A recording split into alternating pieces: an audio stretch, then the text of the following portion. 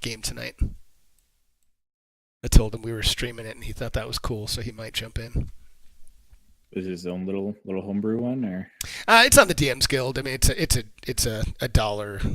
Actually, a lot of them are relatively inexpensive, but so it's something. It looks like he actually does quite a few different adventures and other things for 5e. Are you talking about Rob? Nope. This guy is named Patrick Pullen. Now, Rob, I know pretty well. He and we kind of got into this about the same time, so he's like 10 times more active than I am, or maybe 100 times is better accurate, but we've actually traded quite a few different things. I went and looked at his Twitch stream today and subscribed to him and then joined into his Discord. Good. I'm going to try to see about getting into a little campaign at some point. Yeah, he's a great one to get into. He's fun too. He's a former stand-up comic, so his streams are very entertaining, and his DMing style is pretty entertaining. He's a good guy, really good guy.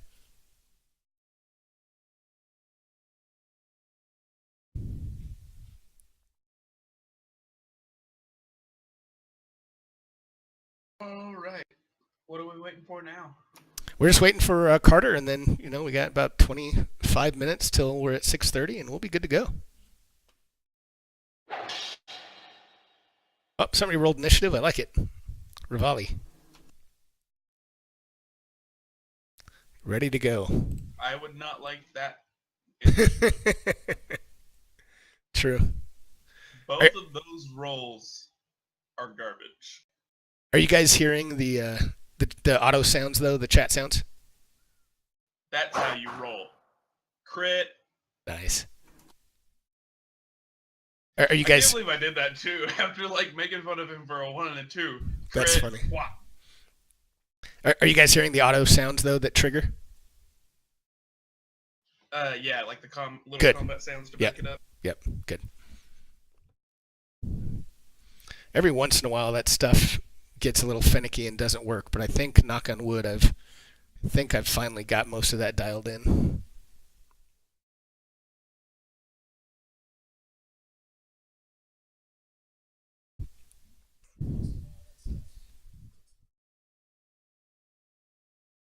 So I have a drink as of now.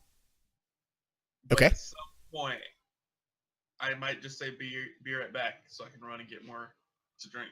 That's fine. I mean, fair warning. No, yeah, no problem at all. And depending on how long it looks like this is going to take, I mean, I suspect around 3 hours, but we can take a break. And if you guys ever get to a point where you just need a break, just let me know and we'll take a 5-10 minute break. One of them smoke them if you got them breaks. Exactly.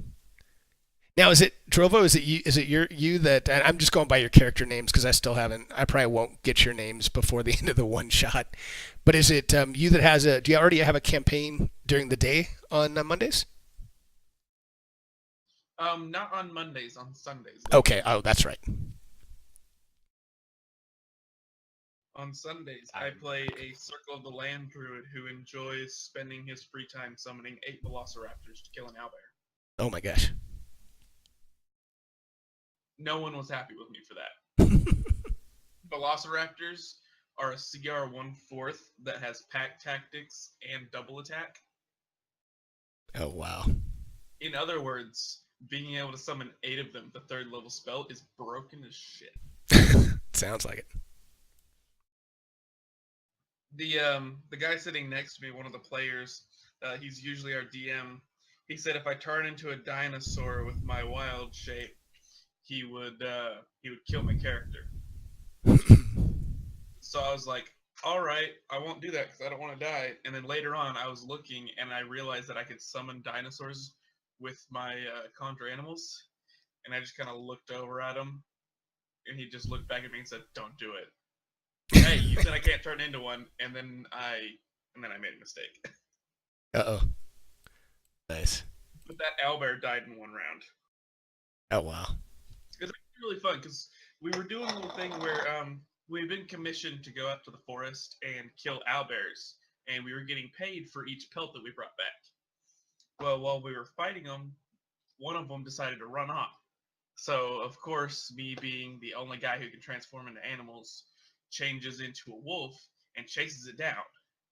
Well, it's going to take forever for the party to find me, so now I have to one off against an owlbear, and everyone's like, "You're going to die, you know that, right?" I'm like, "No, I'll be fine."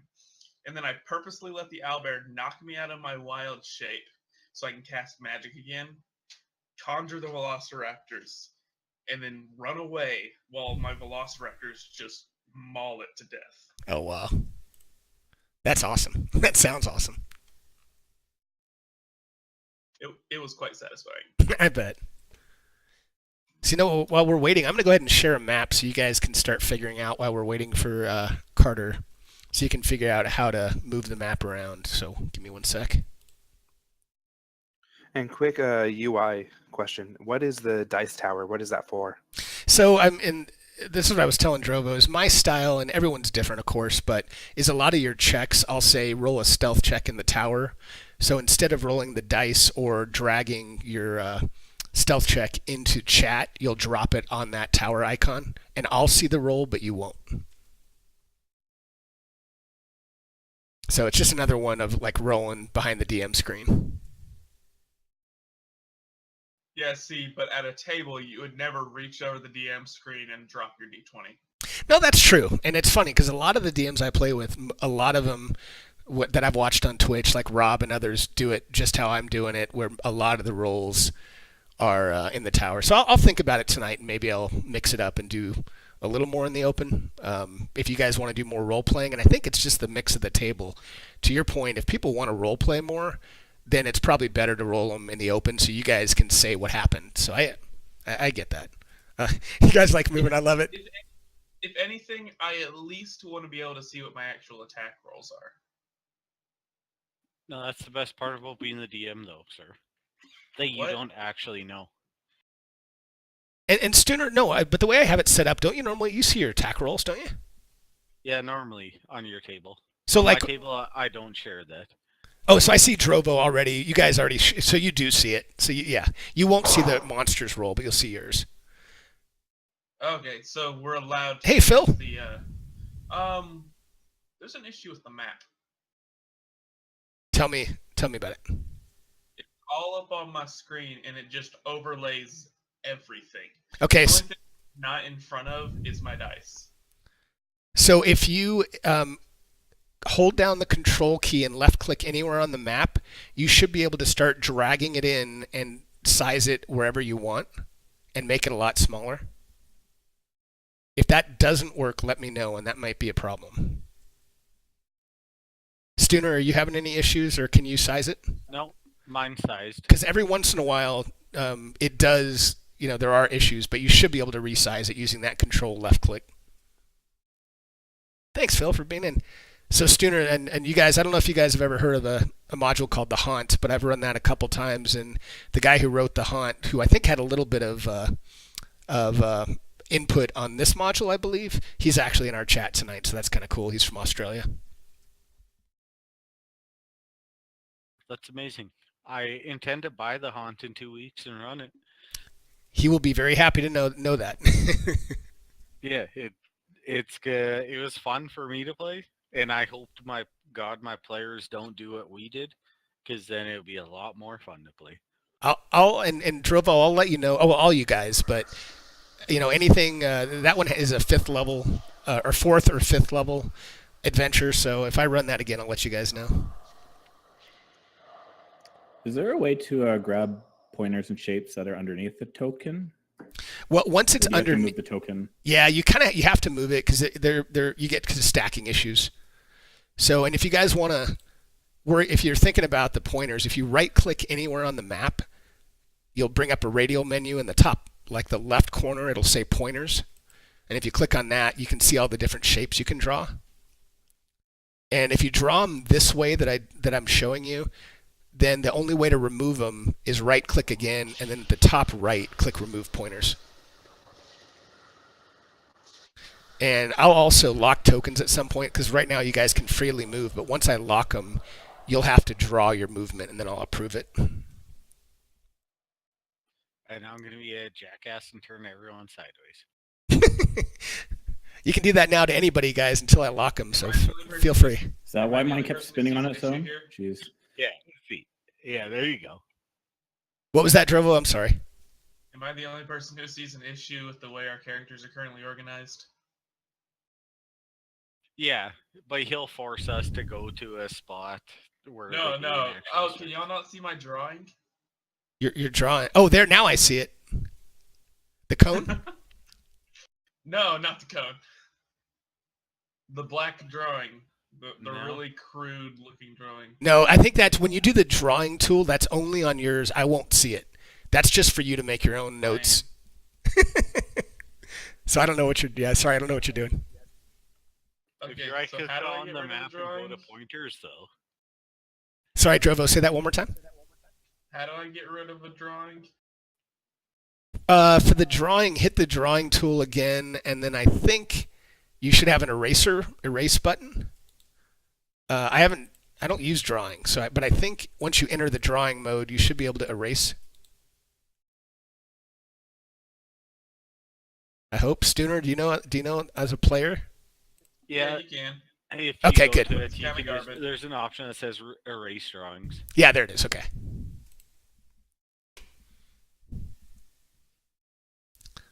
So guys, I It gives you a weird little cursor to outline things with. nice.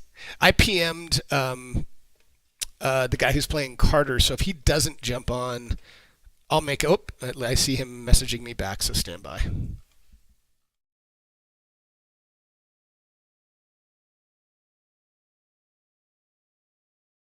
Maybe. I saw him starting to type, so hopefully he'll jump in shortly.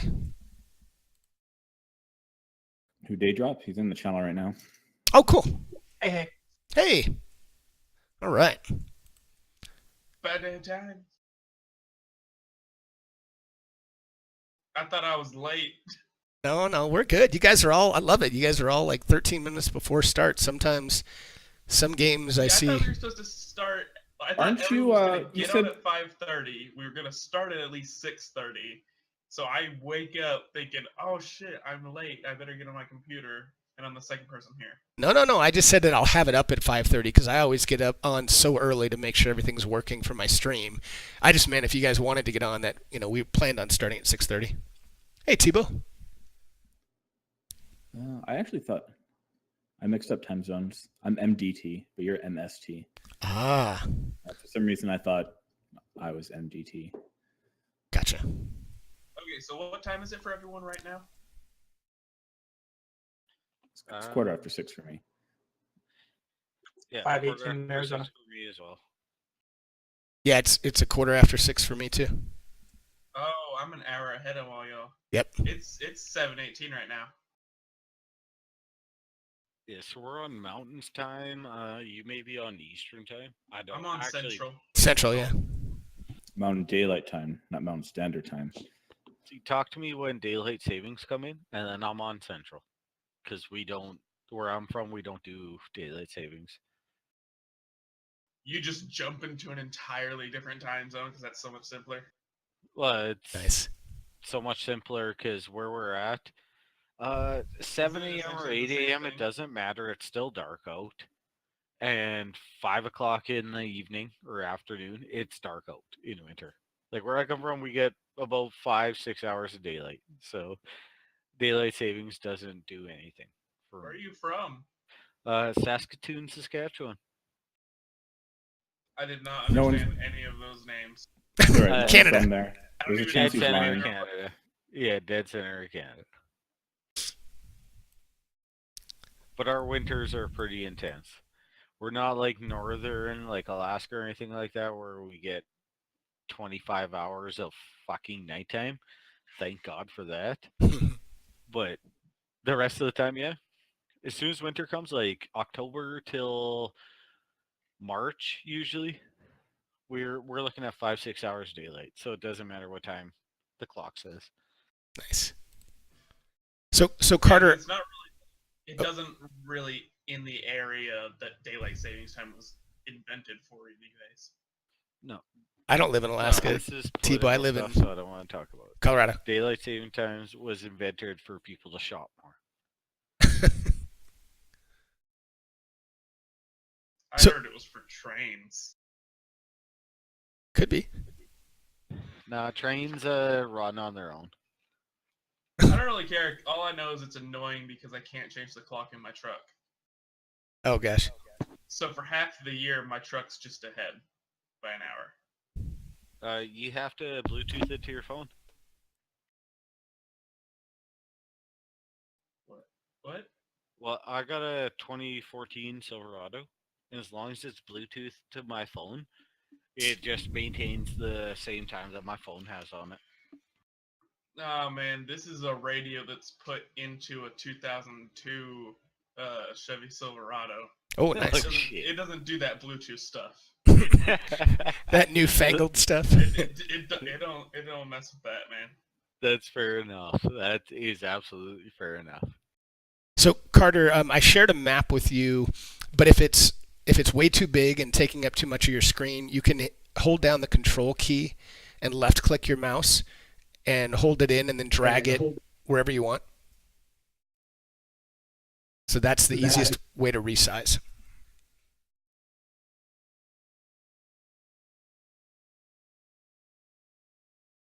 Did that work for you? Yep. Excellent. And Carter, I think the only thing I did on your cleric is I added 3 points to your cure wounds because you're a disciple of life, so you actually get 3 extra points whenever you do a healing spell. So healing word and cure wounds.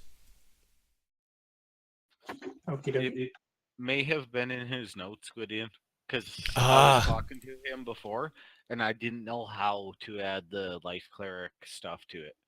Gotcha. The proficiency bonus.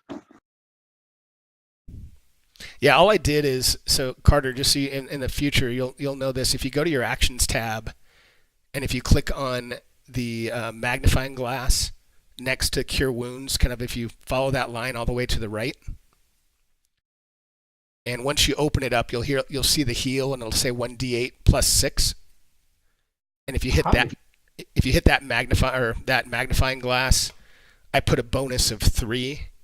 Just literally typed in 3 in that pop-up that pops up, and that's how you can change that. Thank you. Yeah, no problem. Yeah, again, as we go through this, I was telling everybody, just if you guys ever have questions on anything you can do with Fantasy Grounds, just ask me, because a lot of what I intended for this game is to try to help you guys learn the software. Hey, check it. I can break dance. Nice. We need a little beatbox going. Can your DM sounds not do it? You know, I didn't load the beatbox Sirenscape extension. I need to get that though. It'd be hilarious if there was one. Yeah, that would. Somebody will make one, man. Somebody makes something for everything.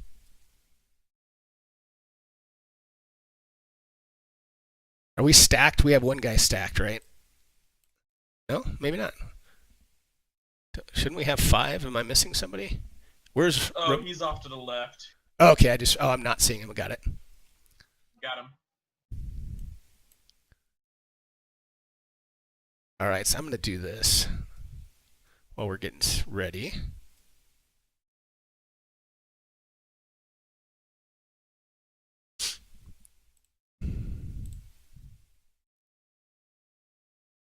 Okay, how come he gets to be an octagon and I don't? Because he sent me a custom token to load, and I loaded it for him. I can send you a template if you'd like. Oh, so that's what it means whenever it's talking about the tokens, is you get a special shape. Yeah, normally it'll just, whatever you populate in your portrait, it'll preload as a token, but you can always create your own tokens, and you can load them up. Does everyone see health bars on each of your tokens, just FYI? Yes. Is that the green line? Yes. Yeah. It's a lot easier to see if you turn it sideways. Sideways. No, it's just sometimes there's a problem. Not all the way sideways, just sometimes. Sometimes there's a problem in Fantasy Grounds where they don't show up, and you just have to change the hit points. So where I drew the rectangle over here, those 6 squares that are highlighted, I know there's more than that, but kind of the core 6 squares. If you guys put yourself anywhere in there before I lock tokens, and we'll get started in a few minutes, but anywhere, and whoever wants to, be lead, you're actually walking this way. I gotta be at least like one of the leads because I'm pretty tanky. Yep. So whatever. So yeah, these squares are going to be the lead. The one where Stooner is, Skeeter, and the one where Rivali is. So those are going to be the leads. So however you guys want to do it, I'll let you talk amongst yourselves and organize, and then I'll lock them up in a sec. I'd like to be flying nice and low. That's right. Eric Cochran. Rivali and Claudian should be towards the middle of the party. We honestly need to put Carter and Skeeter at the front, and I need to take up the back. All right, stream. I'm going to start Carter showing at the front this. and Skeeter at the back. This square is the outline of the square isn't matched with the shadow of the square. If that makes sense. Yeah, let me take it off now that you know where I was pointing. I didn't do it quite perfect. So you're right. I mean, just go ahead and get into I'll put you in like those are the actual squares to your point. I can cover the back, but I prefer to just chill right here. And if you guys need me, I'll come in. Who's that? That's Skeeter. So Drovo, if you want to move up above Skeeter, that's going to be the other front position. Yep. Okay, see, I don't know why, but I thought we were going the other direction. No, I was trying to. Of course, I did that accidentally. This is kind of the direction you're headed up the road. So Rivali. Evidently, he says with air quotes. That's right, exactly. All right, I'm going to lock tokens. So what that means is now if you guys try to move somewhere, it's going to draw a line, and that's where you'll move. And I just either approve it or I tell you you can't go that far, or if your movement's 30, you may have to reduce it. The other thing you can do is, like Rivali, at the very end where it says 35, you can grab that little square and you can move it up again. So if you guys ever get in a situation where you need to kind of make your movement a little bit janky and straight and then up, then you just let go of it, then grab that square again and move it again. And if you ever do something and you're like, oh my God, I want to get rid of it, just move your token just a little bit one way and back into the square, and it'll erase your whole planned movement. Serpentine. There you go. All right, let's see. I'm going to read through my little notes, see what else I wanted to tell you guys before we That is not what get I wanted rolling. to do. Nice. Okay, there we go. If I just clicked on it again, it erases it. Yep. All right. Oh, and if you guys can remember during this session, if you can just, like, if we ever get into a situation where it's out of your turn and you're doing something, if you can just tell me, Drovo or Carter is doing this, I'm going to be horrible trying to remember all your chat names tonight in a one shot. So if you can just tell me your character name so I can look at it and I'll know who it is. All right. So let's see. So has everyone, I would encourage you, if you haven't, you don't need to do this, but I would encourage everyone to hotkey your initiative at the bottom. And just so you all know, you're going to have 12 hotkeys by default, but if you hit the shift key, the control key, the alt key, there's like 36 or 48 total hotkeys you can use. So you can hotkey whatever you want, but I definitely would say initiative and maybe perception, but it's totally up to you guys. And all you do is just drag it down and drop it in that little rectangle at the bottom. AC2 if might you be actually helpful. hold different ones at the same time. Say that again, Drovo.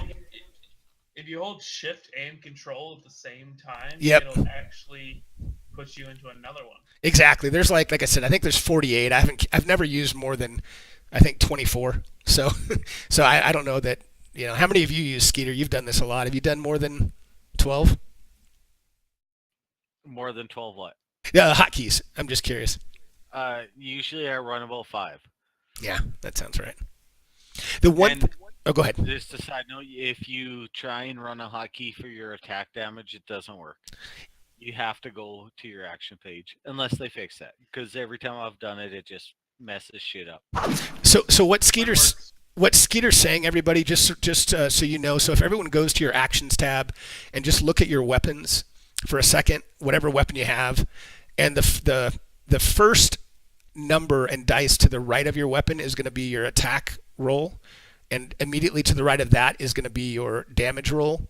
And what Skeeter is saying is when you're at first level, you can hotkey these and they're going to work fine, but as you level up, it's not going to increase by any increase in proficiency or damage, so you always have to remember to replace your hotkeys when you level up. It doesn't dynamically, to his point, add.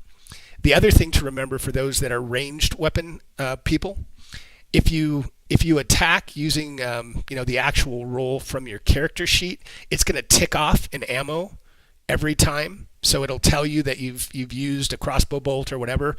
If you hotkey it, it doesn't automatically tick off your ammo. You've got to do that yourself and just tick one of those circles.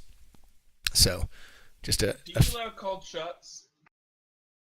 I mean, there isn't really such thing as a called shot in 5e, but if you want to call something, and I'll roll for it for flavor and let you do something. But as you probably know, there's not really a called shot in 5e. But I'll let you try something. Well, I mean, like our old DM would never allow to do it because he just didn't want to keep track of stuff like that. But I mean, like, I figure it would make sense if, say, the guy's swinging at me, if I actually try to make an attack to hit him in a certain point to, like, I'm using a greatsword. I assume if I hit someone hard enough, I can pretty much knock off their sword hand. Yeah, I mean, some of that, I guess we'll have to play it. I mean, I'll do it. I'd certainly do it for flavor, and if you had a certain roll, I might give you, a little bit extra damage or something and let you call that. But I mean, that's probably the extent of what I would do, because that would be something that we're just kind of making up as a house rule as we go, which, again, I don't mind as flavor to let you guys role play a little bit. All right. Well, why do y'all keep saying chat heals? Okay, so what I did there, so since I have a Twitch channel, people can buy in my Twitch channel chat heals. So if we get close to like a total party wipe and chat is feeling generous, then they can use some experience points from watching my chat to actually say, hey, Rivali, you now get a potion of healing. So I coded those all. So if you get one, you can just click on those buttons during the game. It might not come up much tonight, but I still like to have it in case chat wants to participate. Can you what is the name for the Twitch? It's Gwydion with an E, so Gwyddione. And I don't mind you guys having it on, but I would block out the screen because you're going to see everything behind the DM screen. So I'd rather have you, if you want to follow the Twitch chat or something, or watch a replay, that's great. Oh, yeah. I mean, I know none of you guys will try to metagame this, but some people would try that. Yeah, plus if you I have might the sound metagame to on, heal. oh my god. And I'll let Skeeter metagame to heal if we get in a lot of trouble. We'll see. I tried to scale this up a little bit since there's 5 of you, but it's the first time I'm running it, and so we'll see how it goes. 1 second. I'll look something up real quick, then we'll get rolling.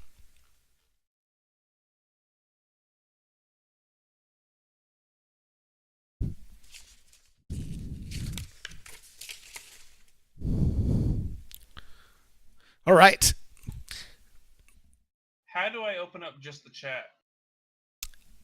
Oh man, that's a good question. Skeeter, do you normally just put something over the window? Because I don't do that. I'm pretty sure there's a chat pop-up in Twitch. Yeah, no. If they just scroll down and click on the chat, it should work. Normally I watch on my phone, but on a computer, if you just scroll down, it will minimize it, and then the chat will still be up. Okay. You gotta scroll down, hit the little gear, and then hit the pop-out button, and it'll separate it. Yeah, hi, Jumper. It'll put the chat in a little pop-out window. That's a good point, Mr. Rogers. Thanks for saying Can that. you get a link to that Twitch real quick? Yeah, just 1 second. Yeah, shit. I use a second laptop for this to watch Twitch, so.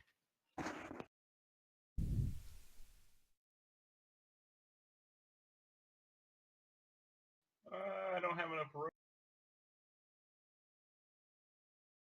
Yeah, I'll throw it in.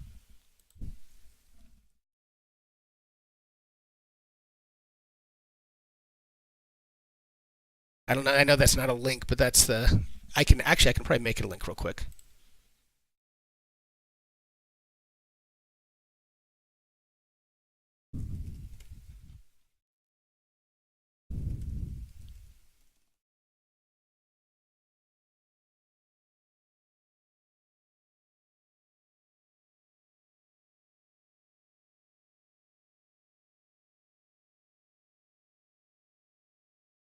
I could actually give y'all the link for just the pop-up chat.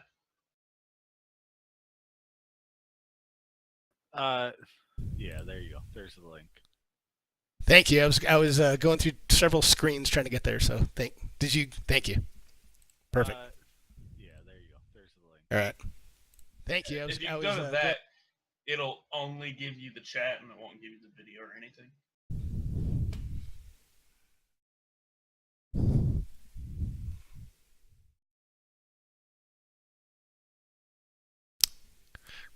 All right. So I think we're all set to start. So let's do this to start. We actually do have a number of people in our Twitch stream. So before we get going, let's just start from left to right at the top as you guys see your characters. And Drovo, if you don't mind just introducing however you want to, you can just say your character name and rank and serial number if you want, or if you want to give any flavor to your character, go for it. But if everybody will just go kind of left to right and just real briefly introduce your character, your name, and anything you want to say about him. My character's name is Drovo. He is the Goliath fighter. Most people assume that he's actually a barbarian because he looks like a large gray barbarian in... Yeah, Patrick, we'll see. I'm going to ad-lib. When in reality, he's just a very, very large fighter. Awesome. Carter? So Carter is a human cleric. Background is a pirate, but he wasn't too much into the whole pirating scene. He was picked up by a group and just kind of fell in with them, but now he's back on the mainland. Excellent. Skeeter? Skeeter, real name, no gimmicks. I'm sorry. I like it. He's a paladin. He likes to protect his team and hurt anything that comes at him. Awesome. Claudian?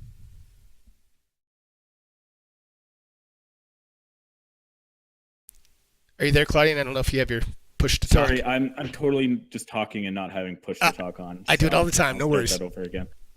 Hello, I'm Claudian, a merchant that hails from the town of Deepwater. In my travels of a merchant, I've spent much the land, which is where I've learned my combat style from. All right. Rivali? I am Rivali. I am a birdman because I can't remember what they're actually called, and I am a ranger. Awesome. Eric Akra. Yeah, I always forget Eric Akra. Yeah, because I have zero imagination. I literally just stole everything from Zelda for this one. Hey, there's nothing wrong with that. All right, so we're going to jump in, and again, anything you guys have questions or what have you, let's just, as we go, just stop me and let's go through it. So... Wait, stop. Yes. Oh, yeah, go ahead. Oh, you just said stop. Oh, you're kidding. Okay, I got it. All right.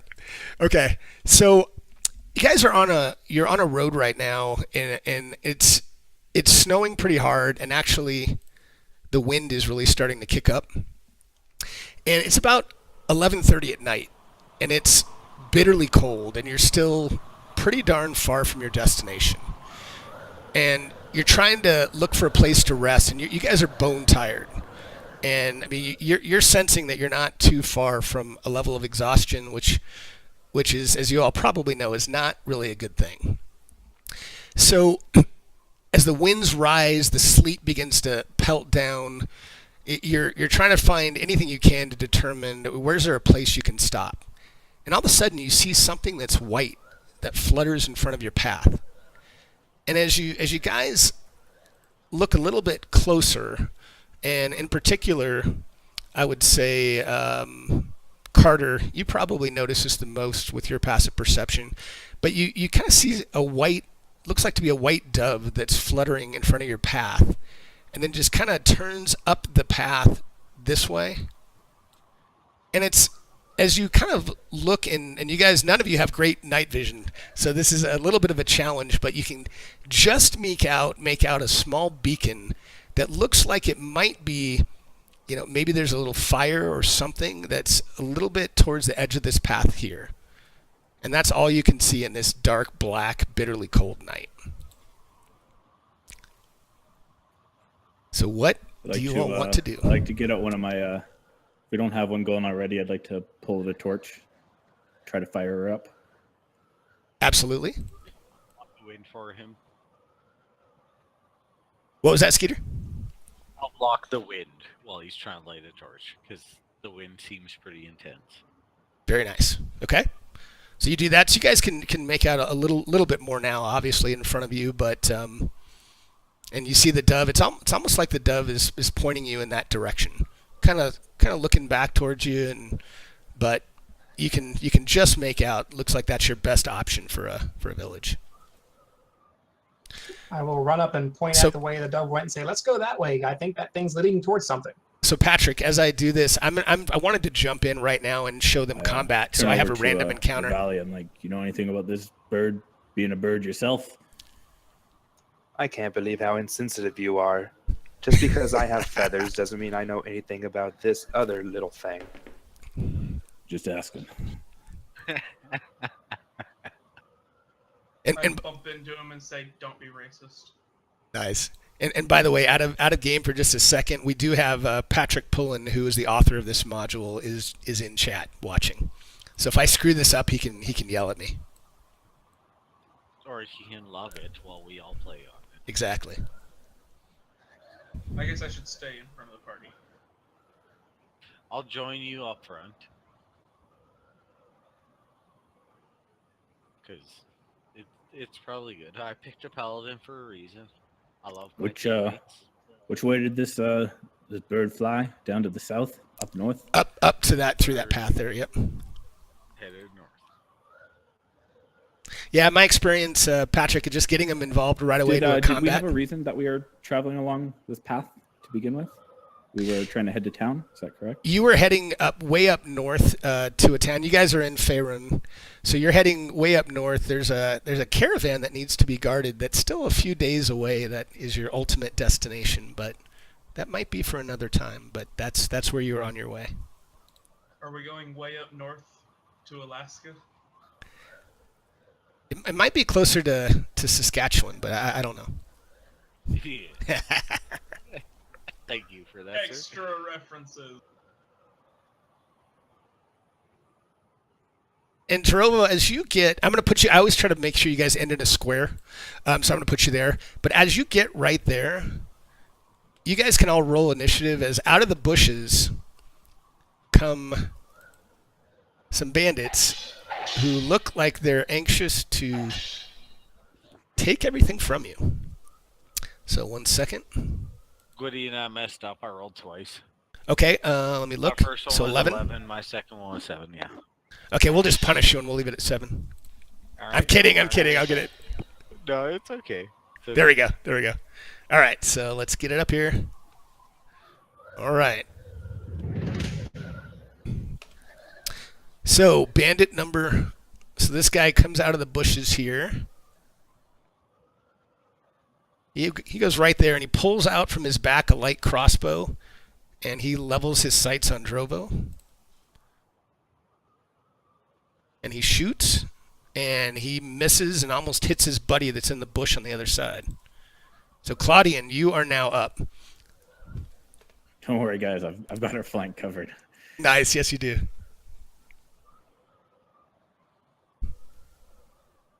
All right, so you can, you probably know this, Claudia. I don't know how new you guys are to 5e, but you can move and then attack. You can attack from where you are. You can break up your move, whatever you want to do. Is sprinting a bonus or is it an action? So, I mean, you have your full movement, which in your case looks like it's 30. So you can move 6 squares, and then you can either attack or make an action after that, or if you want to dash, you can actually dash and go double your movement, but that would be your action. So you could go up to 60 feet. but that would entail your action. Well, I'm going to use my action to sprint since I cannot reach. Okay. No ranged options? No. And I'll use my bonus action to make an unarmed strike against this bandit. How do I target him? So the best way to target guys is to control. So hold down the control key and left click right on that bandit, and then if you look in the combat tracker, you can see that it says that you've targeted him correctly. And once you've done that, in your actions tab under that unarmed strike, you can drag that +5 and throw it in chat, or you can double click on it, or if you hotkeyed it, you can click it once on the hotkey, and that'll roll.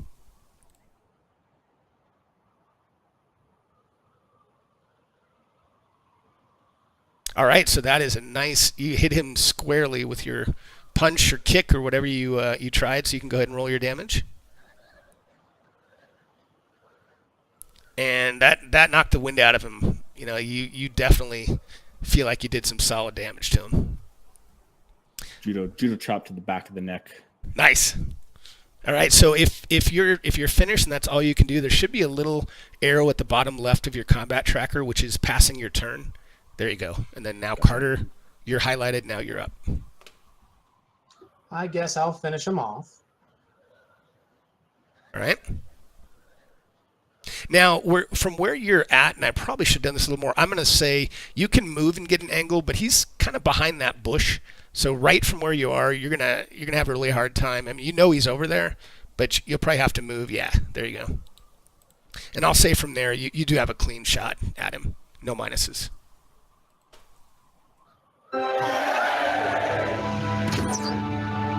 All right, and that's a miss. I don't know why that. That was a very heroic. That was a very heroic miss.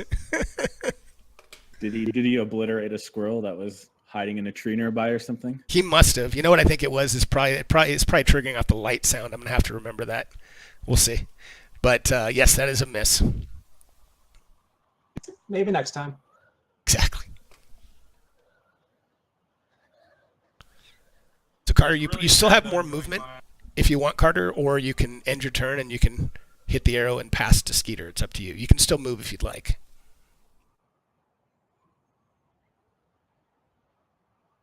Okay. So how do I pass that button at the bottom? Yep, bottom left, and there you go. Perfect. All right.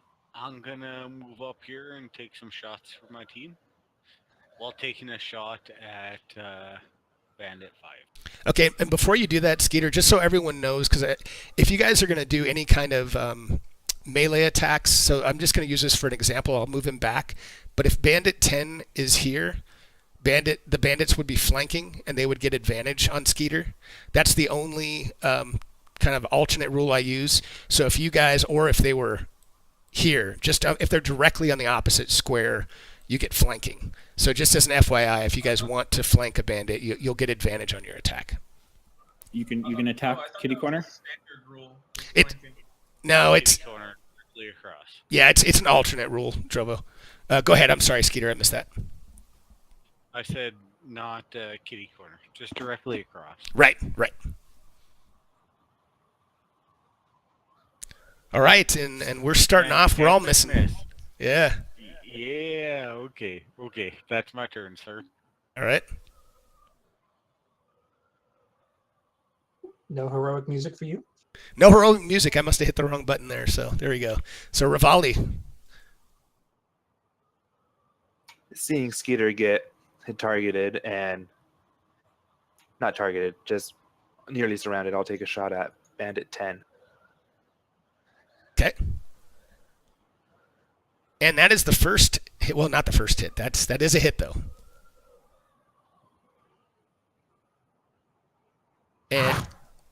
And he is heavily damaged, and you can see by the color of the bottom right circle, you guys can kind of see a little bit of the change in their status.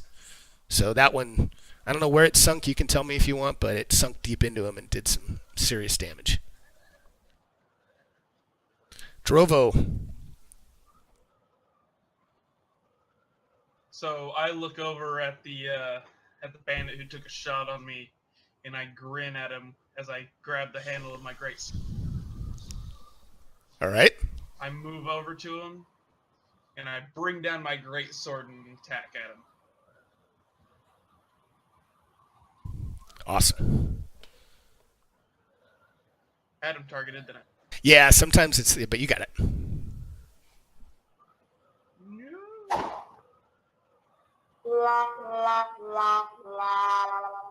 That was an automatic miss. Fumble, almost, but we don't have fumbles and crits on tonight, so didn't want to punish you guys too much tonight. I tried to be so epic, and I failed so epically.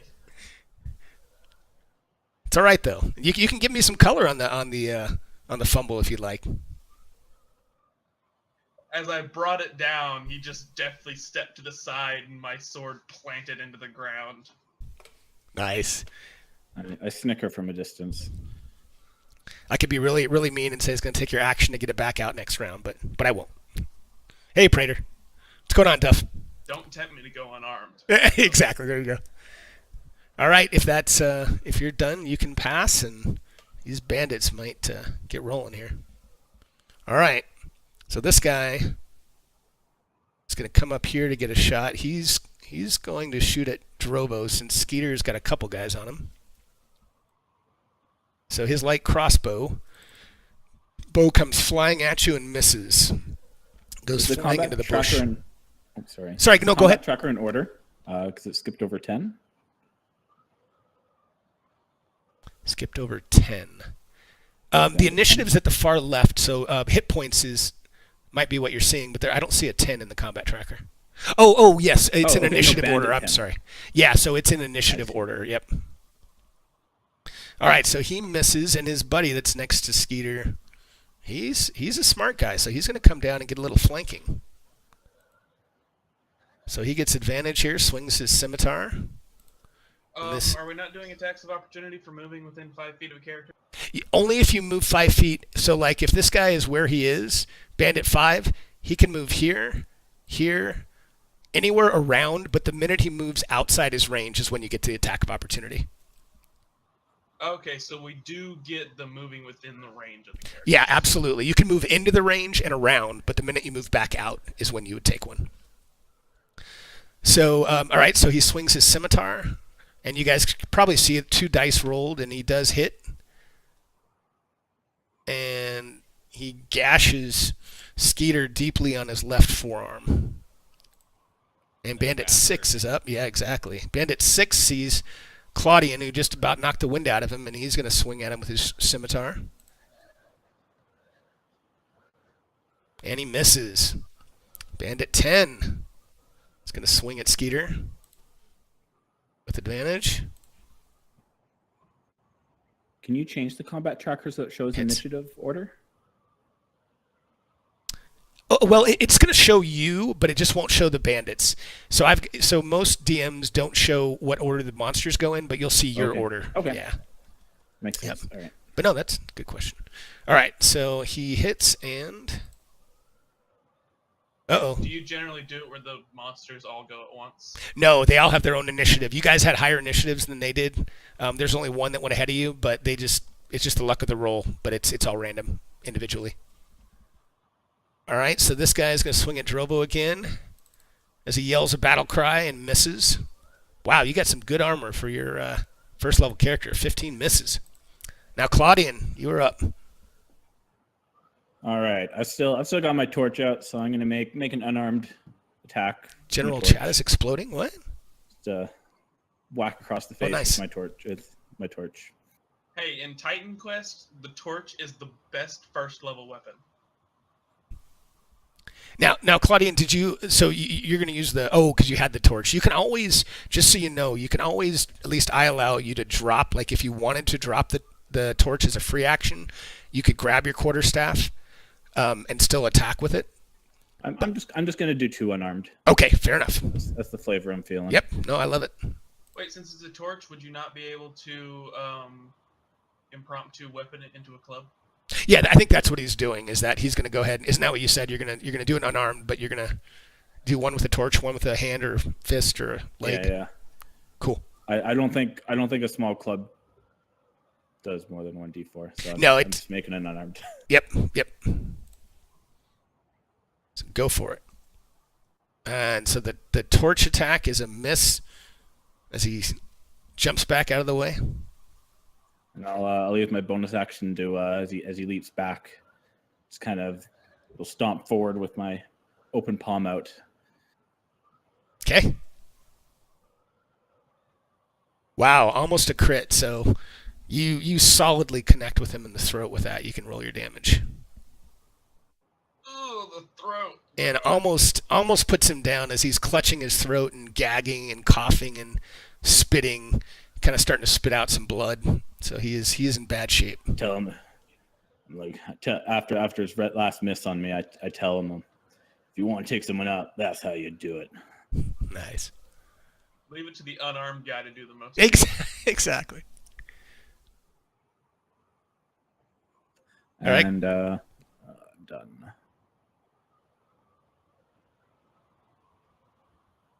All right, Carter.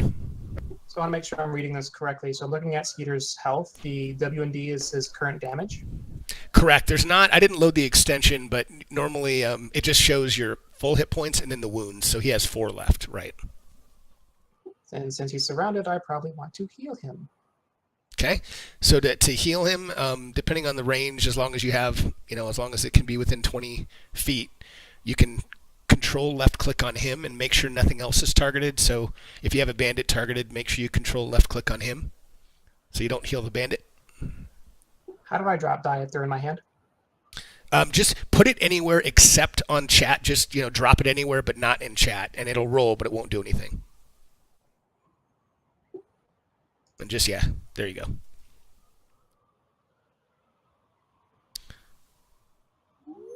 All right. And Skeeter is magically healed almost completely. Thank you, sir. Excellent. You're very welcome.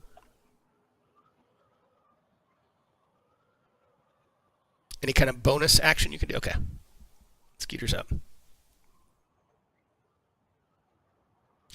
And one thing, just so you all know, and we'll see how this plays out, I'd put this in my message of the day, but in general, I'm trying to keep this to short rests tonight because of how this adventure should play out. But obviously, we'll see how it goes. So I just want to make sure that, Carter, because you're the only one that has spells that will be challenged if you use too many of them. And I'm going to swing at the guy that's weaker next to me and hope I hit him. All right. And you do hit.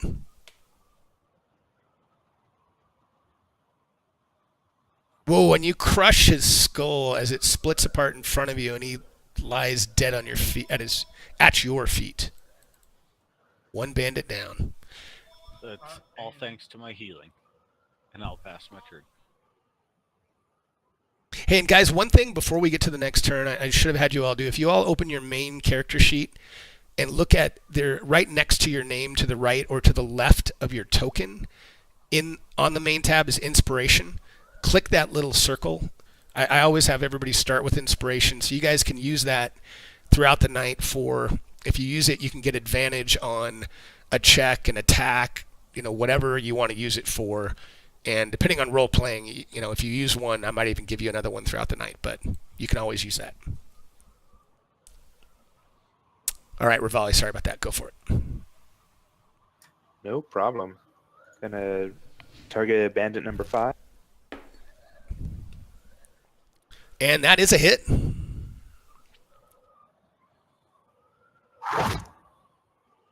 Why does that not show? Somehow it untargeted. Let me drag that. See if you can grab that 7. So if you control and left click and drag it up to bandit 5 and drop it on him, and it should apply the damage. Did it do it? No? Oh, it tried to heal him. 1 second, let me try this. There we go. So he's got 7 damage on him. Yes. Yeah, so he's heavily wounded.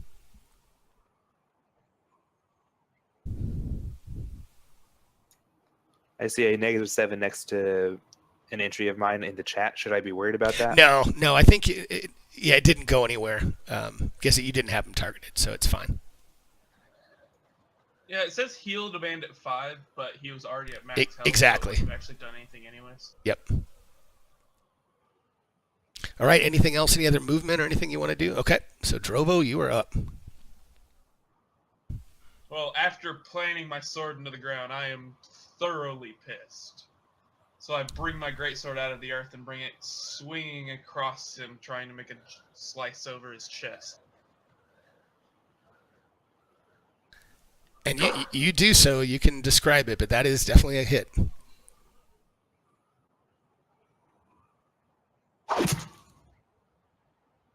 Wow. Now why is X damage. Yeah, but he should be down 7. Yeah, I mean he's down, but I'm trying to figure out why it's not. It's almost like it untargeted him. Well, here. So you can describe it, but he's dead. So you can describe the killing blow there in one shot there. I just bring my sword across and just plant it into the side of his chest. And if you were to look at where my sword was, it would look as though it were equal with the point where his heart is. Nice.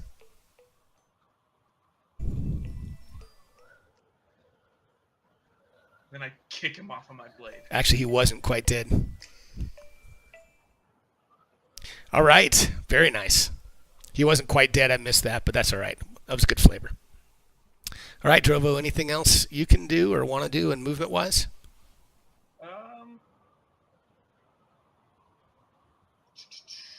I know exactly, Urash. Pizza lizards. Yeah, guys, if you guys didn't look, this is all brand new players, so I'm going to come over here and help finish him off. So it might be a little bit slower than normal, but they're doing a good job. First taste for most all of them except for Stooner of Fantasy Grounds. All right, this guy is going to stay where he is and shoot another bolt at our friend Drobo here. And the bolt misses. And his buddy is now flanked, but he's going to go ahead and keep swinging at Skeeter. He's like, how did he heal? How did he get healed? I heard him. And he hits. Beautiful. Ah, damn. Oh, max damage. Whew. All right, and this last guy is going to swing again at Claudian. And hit. Claudian's heavily damaged here, and Claudian is up. All right, I'm gonna come in. Oh, no problem. Another unarmed strike with my torch hand against this guy. Okay.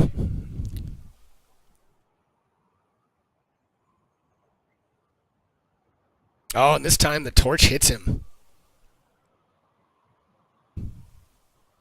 All right, you can describe it if you want as he goes down. I come up, kind of feint the fist, and I come back with the torch and light him on fire. Nice. As he screams in pain as he goes down. Very nice. And then,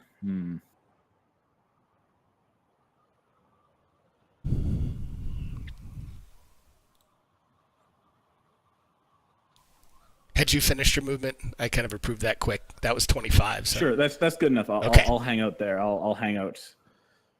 Actually, I just want to shift off to the side there. Hide. Take a little hide under the tree there. Gotcha. While I contemplate my next move. Okay. Carter. What smells like roast beef? Nice. What's for dinner? I'm gonna try to shoot Pizza. an arrow at number 5 here. Okay. Bandit, it's what's for dinner. Exactly.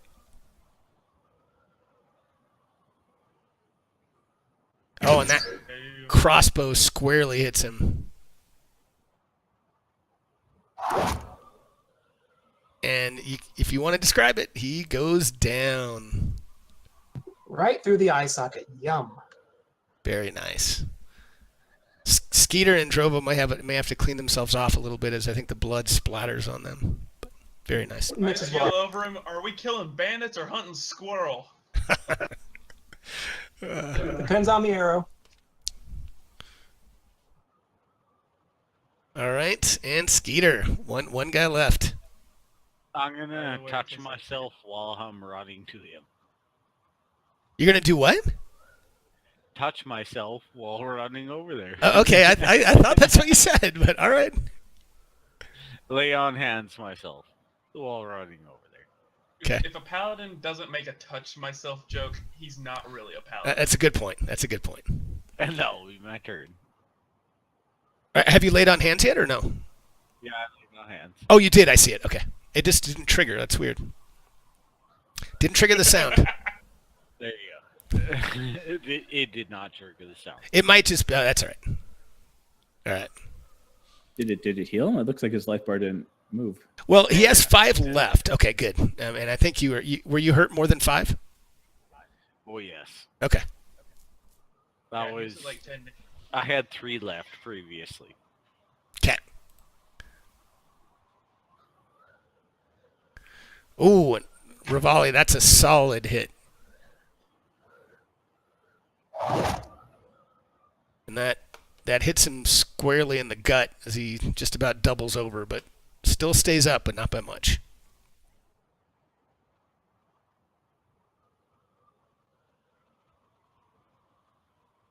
Any other movement you want to do, or are you good? All right, Drobo. I'm going to test out my movement before I actually finalize. Okay, I won't. I won't be quick on the trigger. Just tell me when you're done, and I'll approve it. Yep, I'm going to do that. Nice. I think you should take the north flank. Then I can come in afterwards. No, I run around to the other side of him, and while he's distracted, bring my greatsword. And so, down on him. Drobo, before you attacked, unless you've already done this, you can click the ADV button to the left of the dice, and it should turn red. And then once you roll, it'll roll 2 dice, and it'll do it with advantage. Oh, bam! And It's a crit. it is a crit, so I'll let you describe after you roll this. How do I do crit damage? It doesn't just roll, and it automatically knows it's crit. Oh my gosh, it was almost minimum. Well, you did 13, and he had 3 left, so I'll let you you describe the effects. As I just bring my greatsword down squarely over him, it just splits his skull in half, and he drops to the ground. Very nice. Good job on your first encounter there, guys. So I'm opening up your party sheet right now, and I'm going to give you XP for that encounter. For tonight, it probably won't matter, but I want you guys you'll see how this works. So I awarded it, and so it's a total of 125 XP just got split to the party, and you all should see 25 XP on your character sheet. So, Carter, you may not, I don't know if you were here quite yet when I described this, but just FYI, if you open your main tab of your character sheet, under class and level, the little, I always say hourglass, magnifying glass next to the +2, if you click on that, it'll open your level and you can see next level. You have to manually type in the next level. So in this case, second level is 300. So if you're ever playing, when you play again, you can always just type that in so you kind of know what you're targeting for the next level. Fantasy Grounds doesn't automate that yet. All right. All right, so before, assuming you guys want to continue towards the light that looks to be some type of town. It looks like there's a little hamlet that is still about, I don't know, 300, 400 yards away. Do you guys want to do any kind of resting yet, or you want to push on, since you guys are all pretty good shape, except for Claudian, I think. You want Can I to collect ammo? say again? Am I able to collect any ammunition that I just spent? You can. So anybody that the way I rule this is how many bolts did you shoot, or whatever? How many crossbow bolts did you shoot? Shot 2, missed 1. Okay, so go ahead and roll a d6, and if it's 3 or less, you get 1 back, and if it's 4, 5, or 6, you get them both back.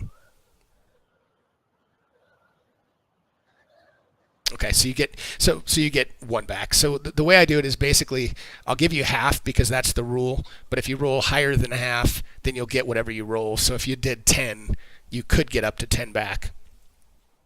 And just so you all know, you can actually type in, see if you see this.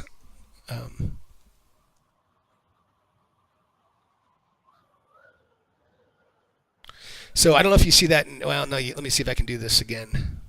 Show it to you. We don't.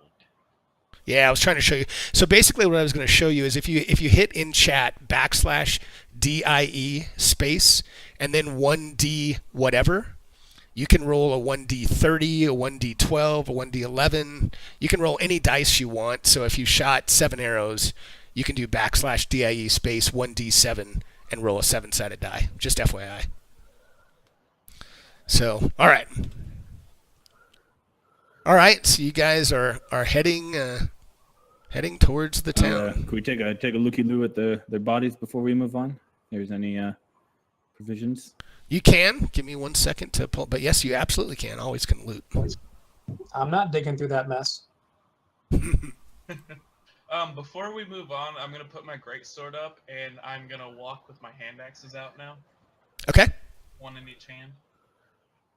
So what they have, so all the bandits have a scimitar, and they have light crossbows, and they do have some ammunition. I'll say that each bandit has 5 crossbow bolts left. So if you want to grab any of that, let me know and tell me what you want to grab, and we can put it on your sheet. We'll take those bolts if they're any use to you. I'll take them. So there's 25 total. So the way to do that is just increase the ammo. So whoever wants to get them, whoever it is, just go ahead and add that amount to your ammo so that we know that you have it. So if you have 20, 25 bolts. Yep, that's pretty good. How do I recover more of my spent ammo? What do you mean more of your spent ammo? Sorry, how do I get to pick up any of my arrows that I shot this round? Or Oh yeah, exactly. So the same thing. So how many arrows did you shoot? 2. Okay, so if you shot 2, you can roll a 1. I just roll a d6, and if you get a 1, 2, or 3, you get 1 back. 4, 5, or 6, you get them both back. All right, so you get them both back. So go ahead and just the best way to do that is just untick the 2 slots if they were showing as spent. So you should now have 20 and all of them left. That work? Is that a crit? Holy moly. 164? Note, he did not roll any crits in that. Okay. Not All right. a single one. I think that was lower than average. Yeah, it looks like it. But you're right, no I want crits. a really low number.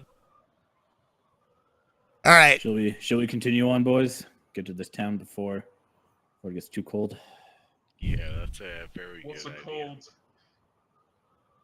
Okay. Now Drogo literally looks at him and says, "What's cold?"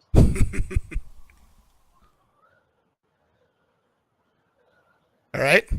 So as you guys get closer, and you don't have to go off the map. I'm gonna for a minute just talk about this. So as you get closer, you can tell that the light is coming from a small hamlet. So as you get closer, you see the dove again, and you see this white dove that seems to be fluttering up to one of the buildings. And as you look closer, it looks like it's some type of tavern.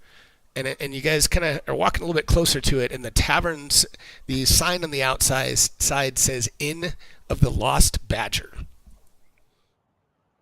And the dove kind of looks at you expectantly, and he kind of flies away after he can tell you get the sense that he can see that you guys see the tavern. You're getting pretty close to it, and I'll pull up a map. Assuming what do you guys want to do? You're right outside this little tavern here. I'm pretty cold, so I just go on in. Okay. I guess we're gonna go find that badger. Drinks. I join him wholeheartedly since it didn't say honey badger. Nice. All right, so I'm going to do this. So just to show you guys how to do this, so this should work. So I've got you guys on a new map. So if everybody opens your character sheet, and if you click on the top right token on your character sheet, it should always pull up the map that you're on. So you might have to double click. But if that doesn't work, let me know. Should we close the current map? On your You don't need to. not working. Okay, so I might have to share it first, so let me do that. So if you ever get moved on a map, I just shared it with you. There we go. So if you guys have been on multiple maps and you go back to a map, then if you don't have it open but you've already been on it, you can always open your character sheet. And so not on the top left, but on the top right on your token, if you double click on it, it'll open the new map. So it's just a tip to make it easy to open up a map. I like the little cross thing at the bottom. You click that to be able to move it around. Exactly. Yep. You figured that out. So as you guys open the tavern, and it's not quite midnight, but it's getting pretty late in the evening. It's almost midnight. And as you kind of look in here, it looks like, the remnants of some big party. You see mugs, you see like empty mugs, trash littered on the floor. But you don't really see anybody here other than one lone patron that's sitting next to the fire here by this stool that I've pointed an arrow to. And he's the only one that's in this whole place right now. It looks like it's almost essentially shut down, but it's clear that there was some huge party here very recently, and it looks like you guys have come in at the very tail end of some huge celebration. Is there no barkeep? There is not. All you see is this gentleman down here on this stool next to the fire. And the fire's going pretty well. And we saw this dove thing go to the top of this tavern, correct? Exactly. Yep, you did. Well, I'm not a people person, so someone else want to take this. Yeah, I'm assuming these are stairs that go upstairs. I'm gonna ignore the man. Just try to take a walk upstairs if I can. Okay, 1 second. I'm gonna have a seat. I'm going to lock these down for a second. I love how Carter's gone behind the bar already. I love it. So I'm going through the bar. I want something to drink. So Claudian, just I'll describe this for a second just to keep you all on the same map. But as you go upstairs, it looks like you get up to the second floor of an inn into a long passageway, and it looks like there's a couple of rooms that would accommodate some folks. And if you want to go in there, we can role play that. But that's what's up there, just FYI, and then tell me what you want to do. The hallway with some rooms. Yes, exactly. All right, I come back down. Join the others. Okay. Let them know that just some rooms upstairs. I'm not seeing this dove. Okay. I take some used glasses and pour everyone a drink. Okay. And the guy that's sitting down here by the fire is, he's sipping on a mug, and he kind of looks up towards you, and he kind of looks at you all, and he kind of motions you over towards him, and you can kind of see he looks like this. I'll share an image with you. But he has, in this case, he's got a long pipe that he's just smoking, and he's drinking. He looks like he's just kind of lost in thought, but he's kind of motioning you all towards him, like, come over by the fire. I like to take a insight check just to see if he has any bad intentions. Absolutely, you can, and go ahead and once you roll that one in the tower for me, but you can absolutely make an insight check.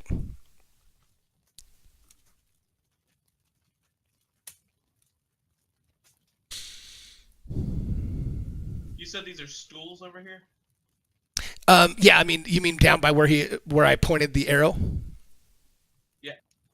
Yes. Yeah, they're just kind of little stools that you can kind of pull up towards the fire.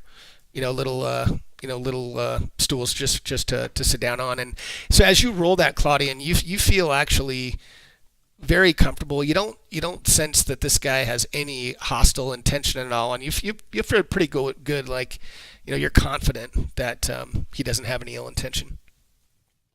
Oh, we lost Stooner. Did I? Yeah, Goodine, I sent you a message. I'm sorry. I have to step out. Okay.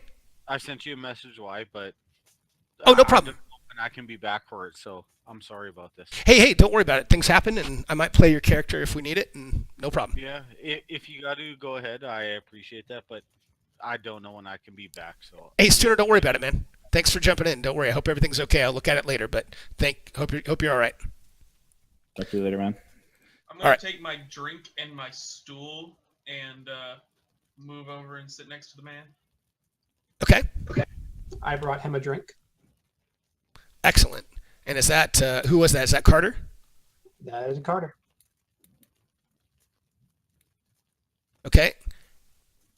And Carter, he kind of looks at you, and he says, "Wow." So he goes, "I'm not surprised you're the one that was behind the bar. Your reputation precedes you, but you're still welcome here." Well, I'm happy to hear that. Hopefully, it's all good things, right? That's right. Even with a reputation as dastardly as yourself. I'm sure you'll give me some details later. Oh, he's looking at. He knows that you have a bad reputation, right, Carter? If I remember that from your character sheet.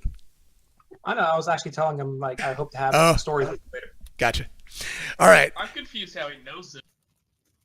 Well, Carter can explain if he wants, but People know who I am. exactly. Yep. People know who you are. They do. They do. All right. So as he gets closer, as you guys all get closer and gather around here, and I'm going to take Skeeter off the map for now. I think we're fine playing with 4. So rather than I'm just going to leave, if you guys are all right with that, Skeeter. He ran off. He had some paladin things to take care of. So if he comes back in, you might see him again. But so as he looks at you all, he says, "Oh, you all just missed a huge celebration." He says, "We were celebrating a return of a war hero, but 1 year to this very day, this hero returned home and was murdered the very same night." I love to tell stories, and given you all look like you could use a little warming, you look like you're cold from a night of adventuring. Would you listen to the tale of the warrior? Can I tell that to you all? Wait, so you're saying tonight you were celebrating the anniversary of the death of a war hero?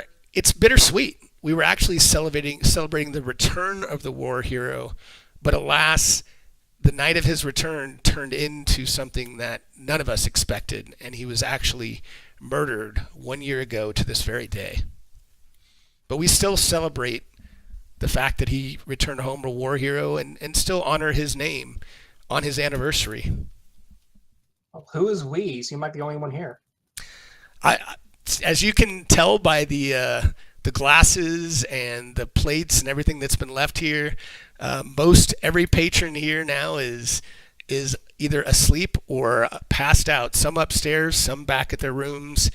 I wanted a few more minutes by the fire here before I put it out, but fortunate for me, someone came in to hopefully listen to me to tell the tale to another set of folks that may be new to this town. Claudian says, "Go ahead, tell us your tale. We'd be glad to listen." Thank you, kind sir. Take a few sips and enjoy while I tell you this tale. So the warrior He says take a few sips. I just down my entire. And he smiles and just nods. And he says the warrior came home to a hero's welcome. The entire village was waiting and anticipating his return. As he strolled up to this very tavern, the townsfolk ran out to greet him with wine and gifts. The warrior was grateful for such a reunion, but he seemed preoccupied. He scanned through the crowd for one special person in particular, his fiancée Sherilyn, the love of his life. They had not seen one another in over 2 years. But when their eyes met, it was as if they had never been apart. The two embraced and kissed like it was the last night in Faerun. Unfortunately for the two lovers, it was their last night. After a night of joyous celebration, they were both found dead. He was found in the fields to the south, stabbed in the back. She was found in her farmhouse dead in her own bed. There was no sign of a struggle, which baffled the authorities. To this day, the mystery is unsolved. And as he finishes that part of the story, suddenly the door that you guys came through, the wind blows open and just starts howling. And as that happens, you hear a blood-curdling scream, and it just sends chills down to your very core. And this guy jumps up off of his stool and says, It must be just past midnight, the exact time this all happened. Her soul is reliving the torment. I must find her. And as you guys are trying to get up and head towards the door, he's up in a flash and he is out the door. And I am right behind him. Okay. And as you get right behind him, the door, just this gust of wind just slams the door shut right behind you. So I'll let you guys move up there, whoever's moving that way. Wait, did you say we all make it out or it slams shut? No. It slams shut just as, the first one to get there, as you run up there, Drovo, the first one to get there, it slams shut right in your face. Oh, so we're stuck inside. Right now. I mean, right, but you can move up there, but right now the door just slammed right in front of you. Okay, I was about to ask if you could remove that arrow. I guess he wasn't thirsty. Exactly. Someone put that fire out. I have a feeling if we leave, we don't want this place to burn down. Okay. I try to open the door. All right, so it's stuck, but as you kind of you work on it, and it takes you a little bit, but you get the door open. And as you open up the door, you look outside, and you see the man's gone. The storm is still kind of howling, but you don't see the man anywhere. I swear to God, if the man is the ghost of the war hero, I'm gonna shit. Did anyone touch him? I don't know. Nope, I didn't touch him. All right, so let me open a map. So are we? I'm intrigued Oh, about and by the way, what that happened with this individual. Are we going to continue on whatever business we came up here for? Or are we gonna look into this situation? Well, as you guys are thinking about that, I'm going to show you a map so you guys can talk through that and show you kind of where you came in and where you're at. Oh, by the way, what I said about the man was in character. Completely in character. Oh, I thought so. Oh, hold on. We got to take these off. Must not have put a grid on this yet. We're up north, right? This just happens to be like green and nice, but it's actually snow, right? Right. Why is this whole map gray? So let me put you guys on here.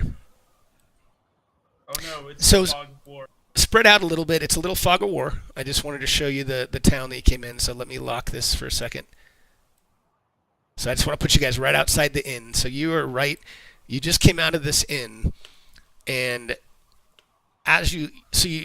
you're looking around for this guy, or at least I assume you're looking for where he is, and you actually see him, or you don't see him. Excuse me. You see the dove again. Your friendly dove. It's kind of flying over, and I'll open this a little bit more, but he's flying over here, and it looks like he's flying towards an old house. So let me open this up. I'll fly into the air so I can see a little bit further out. Okay. So I'll open this. I'm gonna chase after the dove. That dove leads to nothing but trouble. Can I see any fresh tracks in the snow as far as where this guy may have ran? Roll a nature check for me in the. You can roll it in the open. So you actually are looking everywhere, and you don't notice any tracks coming out. None. Okay. So you see what appears to be, as you get closer to where the dove is landing, you see what looks to be kind of an old house, kind of dilapidated. So just what's open right there, you can kind of see an old house, and you also see a barn down here. But the dove, God, I keep doing this, push to talk. but the dove seemed to be like standing, kind of flying right outside the door here to this house. Claudian mentions over to Carter and Skeeter. You guys notice there ain't any fresh tracks anywhere? Oh, I need to take Skeeter off. He should be. Let me take him off the combat tracker. Sorry. No, my fault. I guess I just say it to Carter then. That's right. I don't see anything. Is this something I would need to roll for? Or... Now, did I lose Rivali? Did I not put him on? Why isn't he on? Oh, he's. I think he's overlapped with. I'm over Drovo. Oh, okay, Under good. Drovo. Okay, gotcha. I'm assuming Drovo I'm ran over, which standing is why on he was him. over there. Okay, I'm just whenever you stack tokens, you can never grab it. So I was trying to get you guys away. Okay. So go ahead, say again. Do I need to roll if I'm looking for tracks too? You can, yeah, if you want to roll again, but you could see you had a high roll, but you don't notice any tracks anywhere. That wasn't me. Okay, go ahead. Yeah, go ahead, Rivali. You can roll too if that's Rivali. I say I don't have a great feeling about this, but I go over and join Drovo and Rivali. Okay. Where did the bird go? He was right outside. Okay. I got to take off my shift key. So he was right outside the door to this house that I have the little purple arrow toward. I'm gonna move up to the door and up to the bird. Okay, and right as you get close and to the doorway, it flies off. Right as you get to the doorway. Does it just like disappear into the sky? It seems to be kind of hovering up to this tree to the right here. It seems to just be kind of hovering up there and sitting on the branch there, just kind of watching as you guys look like you might go and investigate the house, but it's just kind of sitting there. I'd like to try to catch it. It's Rivali. Rivali? Okay. Yeah. So roll, I guess do me a favor and roll an attack roll for me. If you're going to try to grab it. With talons, yeah? Sure. Yeah, please.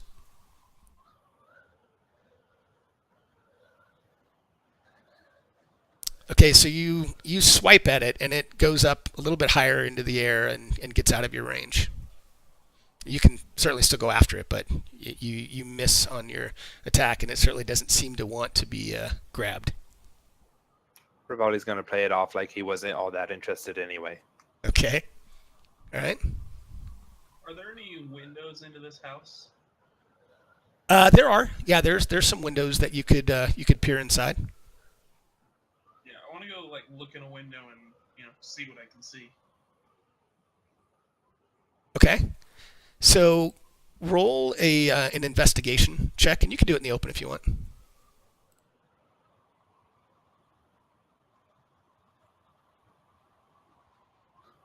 Okay, well you can kind of see inside, and it's grimy and dusty, and it looks like nobody's been in here in some time, but it looks like a kind of a single-story farmhouse, to best you can tell.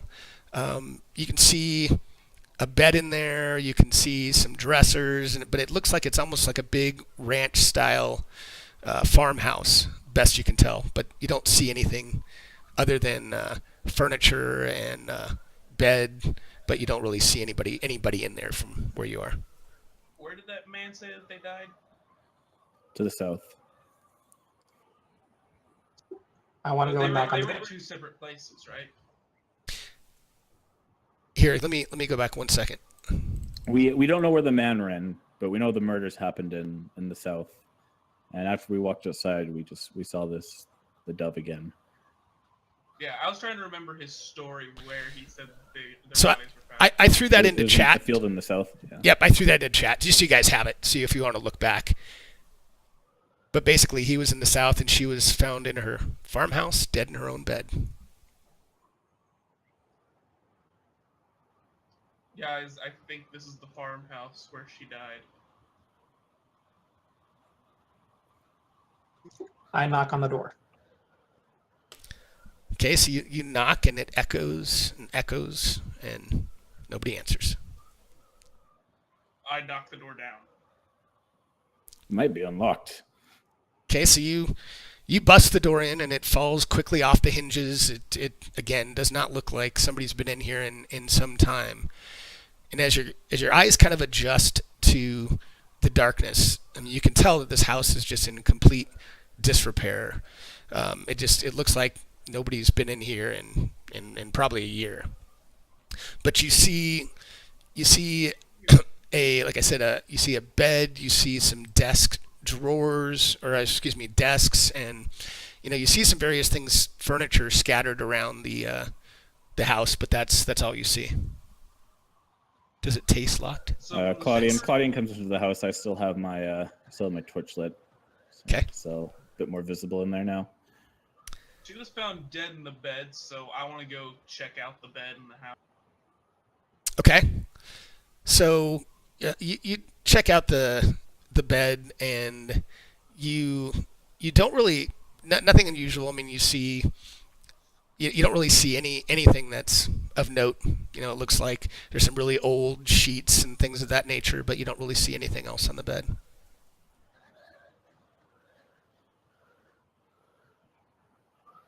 Can I go ahead and just look around the house, looking for personal effects, anything that can show who lived here? Absolutely. So anyone that wants to kind of look around and investigate, go ahead and roll me an investigation check. Do it in the tower, if you will. But go ahead and roll an investigation check. And if anyone doesn't know how to do that, let me know and I can walk you through it. Walk me through it, please. Yep. So if you open your character sheet on the skills tab, when you click on the skills tab, you'll see all of your different types of skills. So if you just find investigation, and whatever that is, a +1, +2, that die, just drag it and throw it in chat. Or actually, in the tower is what, but either, Yeah. So yeah, throw it in the tower. There's a little guys, I found a tower wall. icon, or should be in the bottom right of your Yep. screen. And you just drag it over that and pop. I think we got Possibly everybody. under your map. Yeah, that's true. It might be under your map. Generally, I've always seen it pops itself in that bottom right corner right next to library. Yep, that's right. So Drovo, you guys are all looking because you all just feel like you all remember what the man said, and you just feel like there's something in here. And Drovo, as you're looking through, you find a desk drawer, and there's just something not quite right about it. And you notice that it feels like there's a false drawer. So it feels like there's something underneath that drawer. Do you want to kind of see what's there? Of course. All right, of course. So as you open it, and it kind of it opens up, and you kind of fumble around with it a little bit, and all of these letters just tumble out of this false desk drawer, and there's dozens of these letters that just kind of fall out on the floor. Why would someone hide letters in a false drawer? I start reading them. Okay, so as you start reading them, it kind of paints a picture, and you see Sherilyn. Her name is throughout, and these letters seem to be addressed to her, and they seem to be addressed by someone named Thomas. And as you read the letters, it's clear that Thomas was infatuated with Sherilyn, and it appears that Thomas and Sherilyn were in love, and this Thomas did not seem to be Sherilyn's husband. It seems like this is, it seems like this was some type of tryst between this Thomas and Sherilyn, and it talks about how they would always meet in their lover's place, which was the barn to the southwest of Sherilyn's house, that's where they would always meet. And as you're reading through this, you all see materialize right in front of you the shape of a woman, and she kind of just slowly materializes, and very striking woman, long black hair, and she sheds a single tear, and you can't you can't hear anything, but you can see her mouth the words, and the words that she mouths is "don't tell." And after she mouths those words, she disappears. Yeah, they're love letters. Scandal. Tebow, sorry. I hand the letters to the rest of the party so they can get an idea what's going on after I've read them, and I say I'm gonna go check out. Sorry, the farm. Tebow. Okay. I'm gonna Claudian's gonna step outside and take a look to see if I can see anyone else even in the town right now around. Sorry, Tebow. I'm focused too much. Okay. I go to see if that bird is still outside. So everyone noticed how the guy in the tavern never said the name of the warrior, right? No, nor do we get his name. So Claudian, you do not. I mean, it's like I said, it's probably a little bit past midnight now. You don't see any other souls moving, and Carter, you look up in the tree, and as you guys come out, you don't see the dove anymore. So you don't see the dove anywhere, at least that you can see right now. So Drovo, you're on the outside of the barn. So are you heading into the barn, Yeah. or you want to? Okay. I was placing myself outside the barn, but I'm gonna get going. Okay. So it is unlocked, and it seems like it's going to be easy to open. So I'm going to open a map for you. Give me 1 second. So now you open doors. You don't kick them down. All right. Always assume the door is locked. So I'm going to share this with all. Obviously, it's really only Drovo that is there right now. And you are coming in. Let me take you and put you on there for a second. Are we gonna pretend that there's no horses? Yes. Yeah, because remember, none of these maps are in the module. I had to find and find what I can to put them in here. So 1 second. So yes, no horses there. So you come in right at the top there, and is everyone else? Are you all going to follow him in, or are you going to wait and see what he does? I mean, it's up to you all. I just want to know if I should pull you in. I'm gonna wait outside. Okay. I'm gonna walk a little bit more north in town. Rivali will check in the barn as well. Okay. Stand by. And I'm gonna wait in the house. Okay. I guess I'm gonna go ahead and look around, see what I notice about the. Okay, let me bring Rivali in.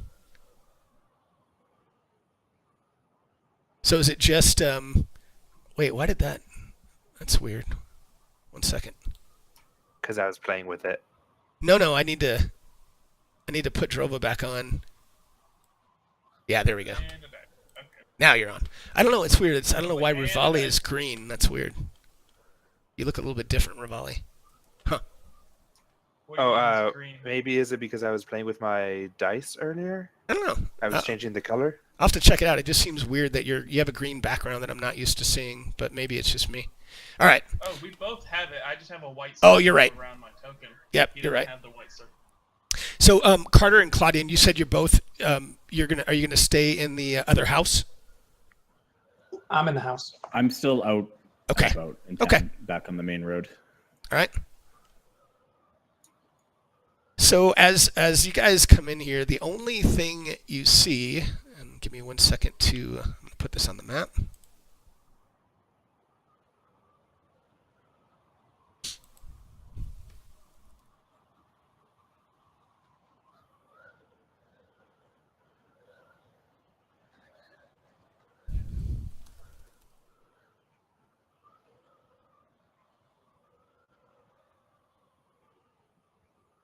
I will be right back. I'm going to retrieve more liquids. Okay. So does everybody, did you already leave, Drovo? Okay. I was gonna see, this might be a Sounds like it. good time for just a quick. Do you guys want to take a quick little break, or should we wait till he's back? I'm fine either way. I'm good. I'm sure he'll be back. Okay. in, like, Yeah. We'll 20 keep going. seconds. So, and I'll explain this to him, but for now, Rivali, you do see a man that's kind of curled up in the hay down here. So it looks like he's sleeping, and he's snoring pretty loudly, kind of like, I don't know about you guys, but when I've been drinking a little bit too much, I might have a little snoring, but it seems like he's trying to sleep off a little bit of drinking for the night. I guess I'd go and quietly flutter over to him. Okay.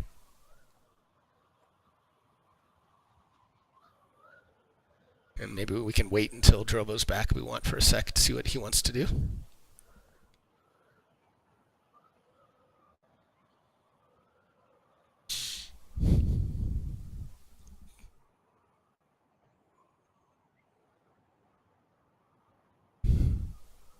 He's a butterfly. Exactly, Tebow.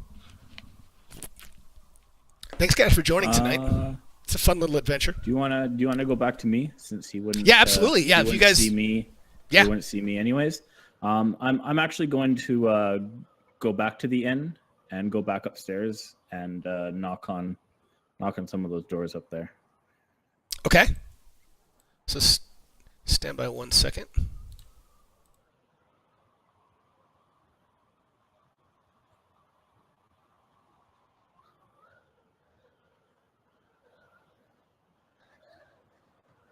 And that is Claudian, correct? Claudine, yes, sorry. And you guys can close this if you want. But Claudian, I'm going to put you on the map.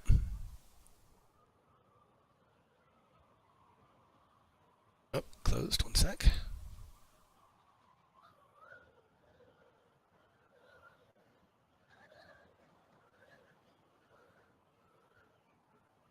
Ugh, Claudian really needs to fetch some heals.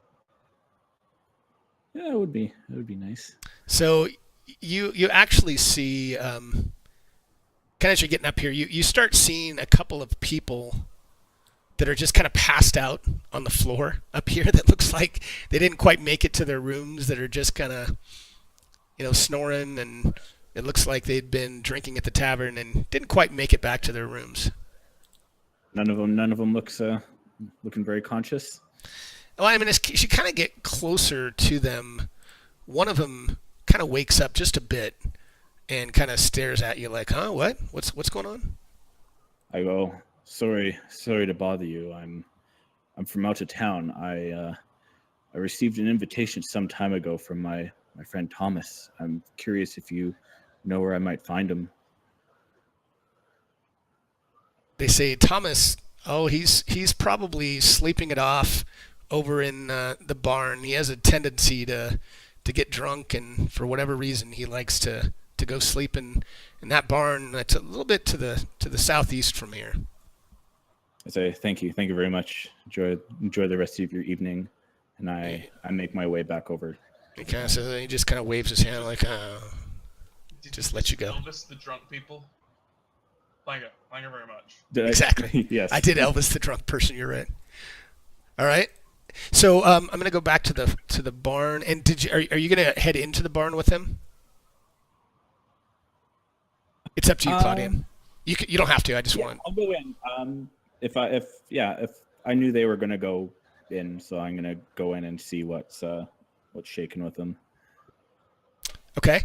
So Drovo, what happened essentially is you and Rivali, as soon as you walked in, the only thing you really see of note in here is you see a man that's kind of curled up in the hay that looks like he's sleeping one off, snoring, and Rivali kind of came up pretty quietly to kind of go take a look at this guy. So are you trying to be quiet? Are you just going at it? I mean, tell me kind of how you want to play it. I'm gonna wait. I don't want to disturb the sleeping man. Okay. All right. So Rivali, what do you do?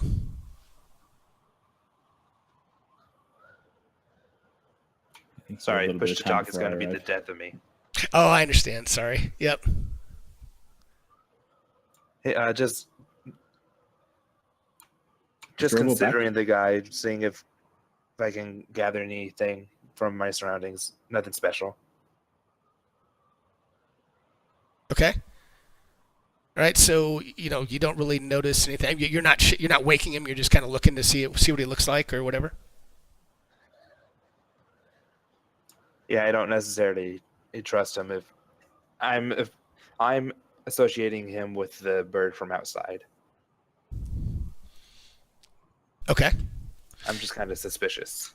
He just looks. I mean, he looks like a kind of handsome young fellow. You don't really, he looks like he's that's all you can really tell. I mean, he looks like maybe you don't know if he's a stable hand or something, but he's kind of got the look and the clothing that doesn't look all that well to do, but looks like he might be a stable hand of some kind. I look over at Claudia and I say, "So, did you discover anything?" Yes, I after reading those letters about Thomas's involvement in this, curious if he was still around. One of the tavern folk instructed me that he may be living over in the barn. Our companions might be talking with him at this point. I think we should go and pay him a visit. I think I found the man. I'm assuming that's to Carter, right? Carter, as I passed him outside, that's who was talking to me. Is that right? No, Drobo. Oh shit. Okay. Yeah. Yeah, I turned to you when you walked in and asked if you found anything. Okay. Yeah. Since it's you guys, I say that guy right there that you guys are surrounding. I suspect this is the Thomas fellow from our letters. Poke him with the hilt of my sword.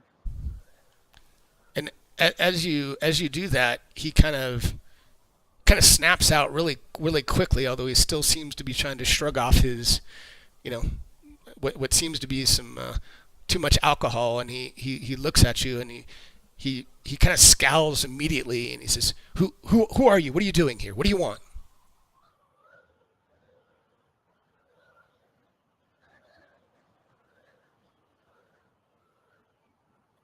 I say, you Thomas? Thomas, why do you want to know? Who told you who I am? What are you here for? What are you doing?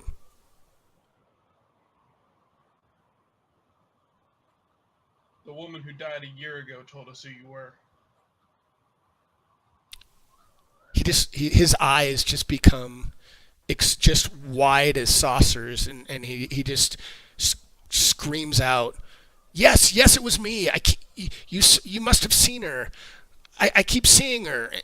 She's in my dream. She's in everywhere I look. And yes, did I kill them both? Yes, I killed them both.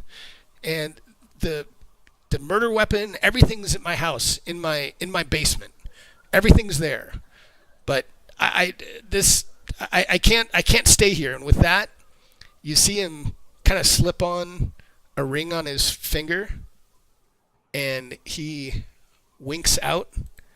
You don't see him. You can kind of hear some footsteps, but you hear some footsteps running, and Claudian, you kind of like feel almost a brush just as he slams out the door, although you don't see him, and you kind of hear him running into the night. Let's. I'm gonna take a step outside and immediately just take a look in the snow for any tracks that may have suddenly appeared. And Claudian, you definitely see tracks, but as you do that and just kind of step outside the door, Drovo, give me a perception. Drovo and Rivali, give me a perception check. You can do it in the open if you want.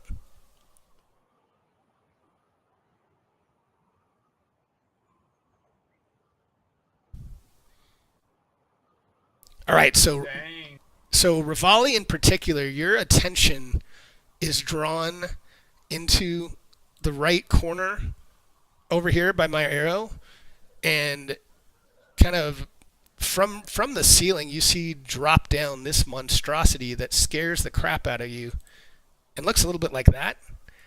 And you guys, the three of you at least, Claudian, Rivali, and Drovo, can roll initiative. And while you do that, Carter, what are you doing right now outside? I'm actually inside that house, and I'm living up to my reputation. Is there anything I can pocket in here? Oh, you're inside the house. Okay. I mean, you see the letters, and you don't really see much of anything in there that, you find a couple of mild, minor trinkets, but you don't really see much of anything else. Did I get the door open before? You did. Well, I didn't roll initiative. Can I yell out for Carter? Absolutely. You Before can. combat starts. As a free action, yeah, you can. I before turning back around to join the fight, I yell out for Carter. Nice. Come to the barn. And then I turn back into the house. Okay. I feel like he probably doesn't yell it quite that manly. Nice. All right, so Claudian, you are believe it or not, you are up first. So you've yelled, and after you yell, you still have your full movement and action. I didn't roll initiative yet. Do I just do it now? Oh yeah, sorry, I thought that 19 must have been before. Yeah, go ahead and roll initiative. And you still, wow, you even rolled better. So yep, Oh my god. you are up first. He's even firsterer. Firster, exactly. And I'm still dead last as always. Is there a way to more zoom out? Or is Yes. it locked? So if you are, you can do a couple things. If you just have your mouse over the map, and if you roll the scroll button of your mouse towards you, it'll roll out, and if you push it in, it'll roll in. Yeah. I got that, but some maps it's like this one in the barn, all the way zoomed out is still pretty zoomed in. It's still pretty zoomed in. Yeah, that's Okay. that's just the I map. think it's based off of what you can actually see. Like, you can only zoom out to where you can just about fit everything on your screen. And for this That's what one, all my maps have been doing. and this one, I kind of I did a little fog of war here, just because again, this is a map I had to grab and plug in to the adventure. There's no map for this. Hey, Yutsid, thanks for the follow, man. I'm just going to make that movement and my turn. Now, remember, just so you guys know, I don't know if you want to now, but you can always, if you don't have an action on your turn, you can ready an action, you can dodge. So even if you don't want to do something, you can prepare something. Or you can just no, I'm stay going to stay. Okay. Stay here. Perfect. I'm feeling pretty weak to get into the thick of it. Yep, no problem. Now, do you want to dodge, though? Because that will give you, if somebody attacks you, they'll have disadvantage if you're dodging. Is that... Yeah, I guess I'll dodge. Is that actually something that's innate? It's just something anybody can do as an action, is they can dodge instead of attacking. Okay. Is that something I need to add into my actions? So what I can do is drag the effect onto you. The effect, yes. Should I do that as a player normally? Or... Normally most DMs want to do it, but just so you guys know, if you look at the little above the, I guess above the shields on the far right, where whatever you guys have open, characters, story, whatever you have open, you see the little guy that looks like a zombie? If you click on him, I've loaded an effects module from Rob Toohey, and if you type into the search bottom at the bottom, dodge, you should see it, and if you wanted to, you could drag that onto yourself. I drug it onto you, but that's how you can do it. So yeah, if you're good, if that's all you want to do, then you can pass. J-Dog. All right, Rivali. So you run up to this giant monstrosity spider. I'm going to put you in a full square and let you. Which one do you want to be in? You want to be in the... Sorry, I wasn't trying to move. I was getting used to the UI. Oh, no It problem. looks like he was moving before you put the big-ass spider there. Yeah, and I think I had the spider appear before, so I'm going to let him do whatever if he wants to. He saw the movement, so you can... Rivali, you can do what you want now.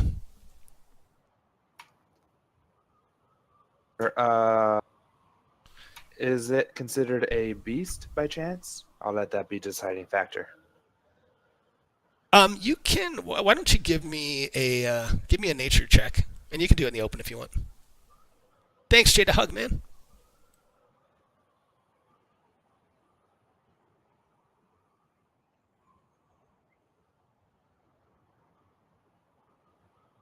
Yeah, I'm gonna say that you're not sure. You think it might be, but you're not positive. Well, the reason I was asking because I would say, hey, if I saw the movement, then I would know whether to move towards it or to just be wary of it. No, I'm sorry. I thought you were specifically asking, like, is this a beast? Is this a humanoid? Is that what, I mean, it's definitely a creature. I just thought you were specifically asking if you knew if it was a beast as a character. Because that is a technical term in 5e. Oh, okay. I'm kind of new to 5e. No I'm trying problem. to get used to, I think that's my preferred target or whatever. So I was wondering if I would know that by default. Ah, there you go. I did not know it was a favorite enemy, so I'm absolutely going to let you know that you definitely know that this is a beast. I didn't realize that was your favorite enemy. Yeah. So, I'm not moving close to it then. I'm just going to shoot it. Okay, and because of where you are, whenever you shoot through someone, that would be at a -2. You can probably move to the square to the right, and I guess it's kind of close, but I'd give you a clean shot if you move to the right one. But to shoot through Drovo, that'd be a -2. Could I shoot over him if I fly up there a couple I'm feet? just ready in action for when I move. Yeah, either way, but you know what? Yeah, I'd let you. I guess I'll say that the ceilings in here are about 15 feet tall, and Drovo's a pretty big dude, but I'll say you can get up in the air and shoot. It's a good call. Awesome. Then I'm definitely going to try that. Okay, go for it. And you hit. And it crunches into him, and why is it not? Did you have him targeted? You did target him. It's weird. Tonight it feels like the damage is not. Oh, it looks like it targeted Claudian. That's weird. Give me 1 second to undo that. You target by hitting control or holding control and And left clicking click. on the initiative, right? Well, control and then left click on the target, so the spider itself.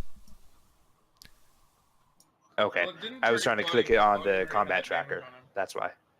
Okay, hold on 1 second. I'm going to drag it onto him. So you did some damage, and it looked like it did full damage, but you don't think you hurt it very much. He didn't target Claudian. Claudian already had 6 damage on him. Oh, he did? I'm sorry. You're right. Yeah, we never had healed It was just him the by same five. amount. listed. Yeah, you're right. It was the same exact amount. That's right. I don't know why it didn't apply to him, but okay. So this spider, he sees Drovo and he shoots a web out at him, and the web, just hits in the floor in front of you and doesn't do a damn thing. Carter, so you were up. You heard the scream. So let me see where you are on the other map. But are you running into towards the barn, or what are you doing? I'm coming in. Okay, I see you. So you got 15. So 1 second.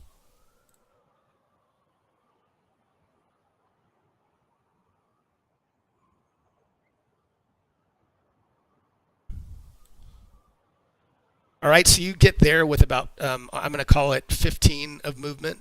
So you've got whatever your max move is. It looks like you got about another 15 feet unless you dash. So I can't see what it is yet, right? You cannot from where you are. I mean, you hear your compatriots, yelling, and they're going after something, but you don't know what it is yet because there's a wall right underneath you. So I'll walk up and I'm like, what's the big deal? All right. I turn and say, I don't know either. I haven't seen it yet either. All right, Drovo.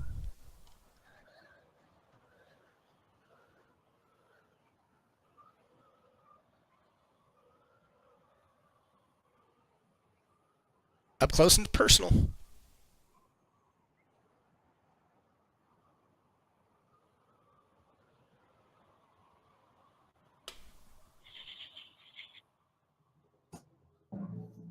All right, and that's great sword swing and a miss at the giant spider.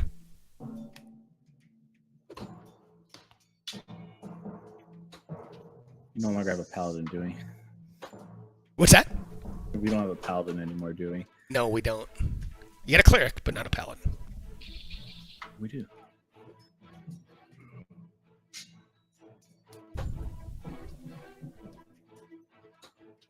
Can you guys in the chat hear the music a little bit? Is it okay? Back Not to too me? loud? Oh my gosh, we have battle music. A little bit. Little spitting spider in the background.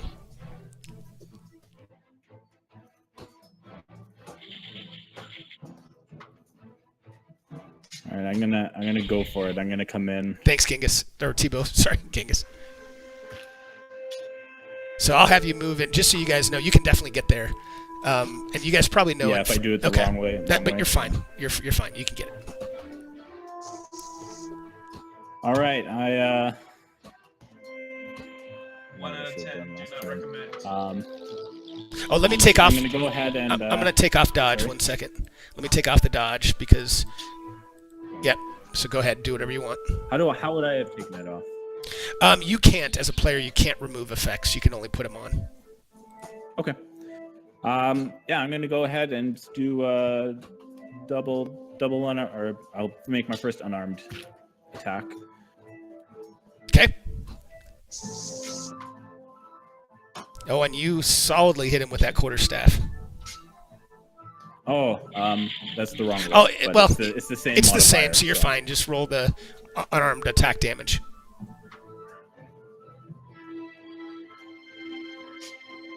Something's going weird tonight because this is not. I didn't target him. I Okay. definitely did not target him. Okay, good. I was like, God, every once in a while, fantasy grounds. Now, Okay, but you're now good. it's actually targeted, so I'm gonna use my bonus action to give him a follow-up whack. Okay. And you hit. Why do I have kung fu fighting going through my head right now? Very nice. You do. Exactly. You can tell me what you did if you want, but that was a nice little combo because you've put him into serious hurt right now. Consecutive normal punches.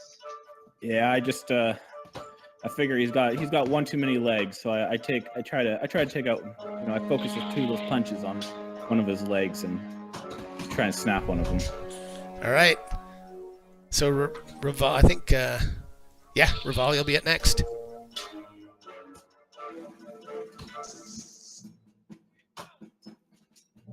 Raleigh, you hit as the spider. You can see kind of it's favoring one of its legs, just dangling like it's just shattered from the, if he had a knee joint down. Oh man, call your shot. What happened? He's down, but what happened there? Definitely targeting his leg that's kind of holding him up a bit. So he does that, and there's this big pick on the ground, and as you shatter his leg, his whole body just kind of crumbles down onto this pike, and this pick goes right through his abdomen, and he just bleeds out in front of you guys. Very nice. Good shot. I was worried if he Very well done. he was going to take a bite at me. Yep. All right, let me give you XP for that real quick.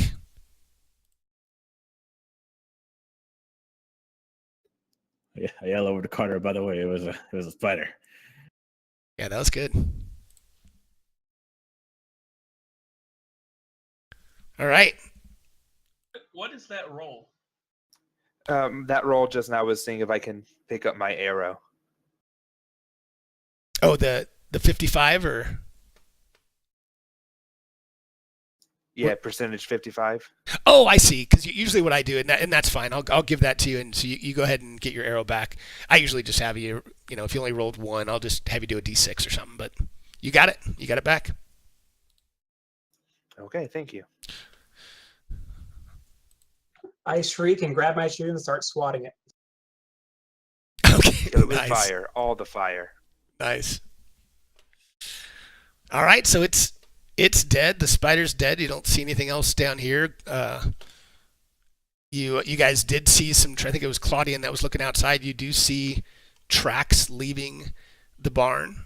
So, you guys, tell me what you want to Was do. it Was it actively snowing? Do I remember? It's the snow seems to be dissipating, and so it's just a little dusting. The wind is still howling a bit, but it's just a little bit. It's kind of the thick, wet snow. So the kind that when you step through it, it leaves a big print. I turned to the others just as before we encountered this beast. I saw some tracks, presumably from Thomas, whom fled.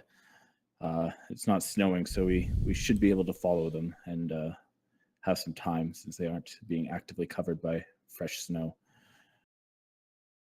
Okay. How long is a short rest? Short rest is an hour. An hour? So you guys, yeah, you could definitely try to do a short rest in the barn if you want. I'd like to take a short rest before we venture out. I have a feeling this won't be the last thing we'll be running into. While he's resting, I'd like to go outside and fly into the air and just kind of get a lay of the land kind of thing. Okay. And while he's resting, I want to follow those tracks and see if I can find Thomas. Okay, so just so I'm clear, is it just Claudian that's going to do a short rest? Nobody else wants to? That's fine. I just want to make sure I'm clear on what you guys want to do. I would like to rest. No, you're fine. I mean, that's absolutely. If everybody wants to kind of role play that, I can do a short rest for just Claudian while the rest are kind of looking and investigating. I'm fine with that. Okay. Can things happen during short rests? Well, they can, but in this case, since you guys are all right around, I'm gonna let you get through this one. Some DMs might play it differently, but if only one person's resting, I'm gonna assume the rest of you are close enough that you'd see something coming. So I'm gonna give him short rest real quick, and then I'll role play the other 1 sec. Yeah, for me, it was just more of a flavor to fill the hour of time. Yeah, no, I like it. Okay, so what is Claudian? I forget the die I roll. So if you open up your main tab at the bottom, you'll see a HD. Yep, and so that 1, just grab it and throw it in chat, and it'll roll your hit die. Very nice. Perfect. So you got 8 back. So okay, so Drovo. Let me open up the other map. Got so many maps open now. Yeah, I'm gonna walk outside after my rest and see if I can see where the rest of the party is, because I have no idea where they've gone. So you see the tracks leading from the barn, heading up, and let me share this one so you guys have the right map open. So they're heading up past the inn, and it looks like up the path here.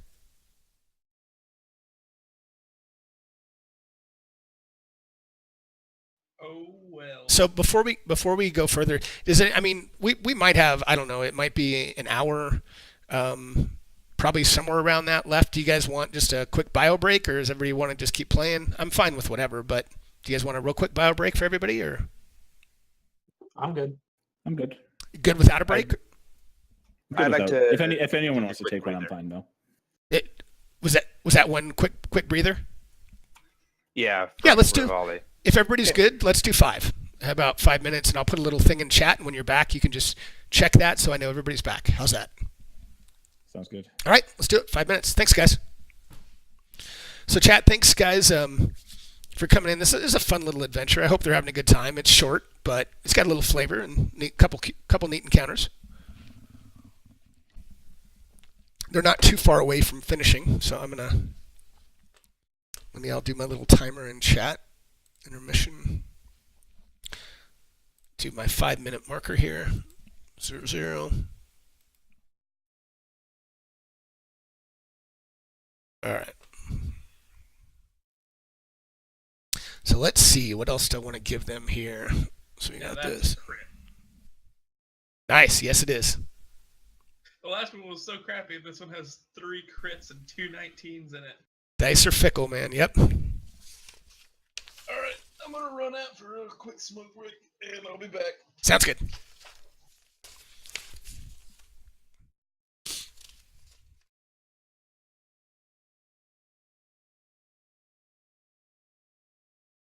So yeah, there's not a whole lot of maps, guys.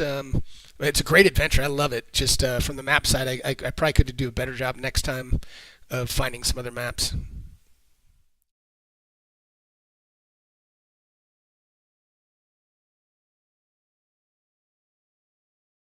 But I love the adventure so far. No, they're not, Tebow. These are guys that were brand new to Fantasy Grounds. I just threw out, hey, if anybody wants to learn Fantasy Grounds, let's do a short adventure. I freed up for a night. So it's a little less than a one shot, but I just thought it'd be fun to teach people how to play. Yep. Just a one shot.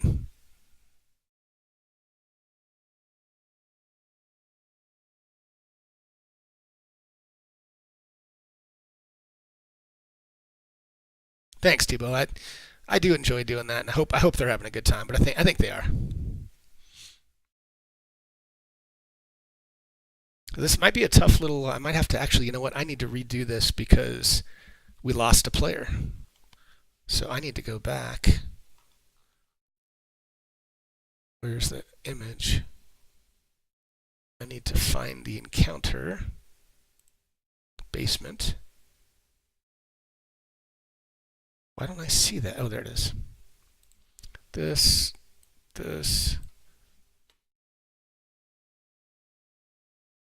That's interesting. Where's my encounter? Basement battle.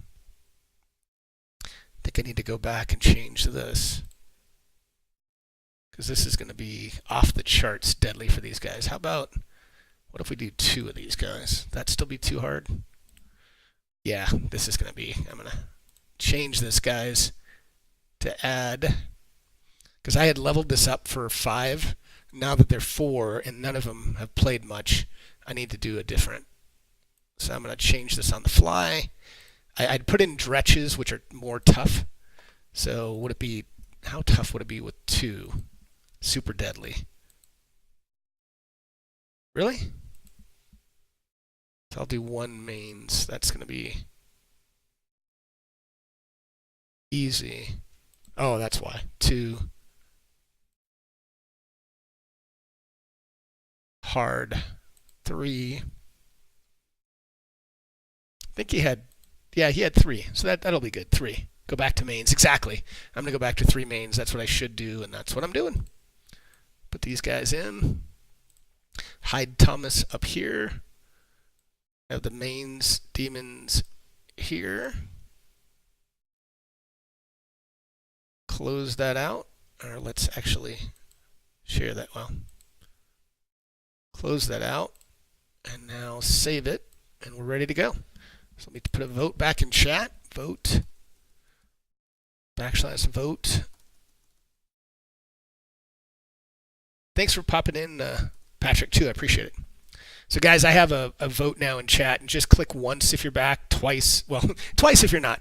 Actually, if it's a yes or no vote, you can do once yes and twice no. What? So just when you do a vote like I have in chat now, if you check it once, it's a yes, and twice it's a no. So you guys can do a vote too. You can just do /vote and then space and whatever. Like if you guys wanted to vote on, do we go north or south? You can always do your own votes. So I'm not back. Yeah, that's right. Yeah, one person's not back. But yeah, you should be always, I think you can do your own votes. I don't think it's just the DM. So if you ever tried to do your own. But it looks like we are all back, so let me get the stream back on. All right. Let me hide this. All right, so let me pull you guys onto the map. Just outside the barn.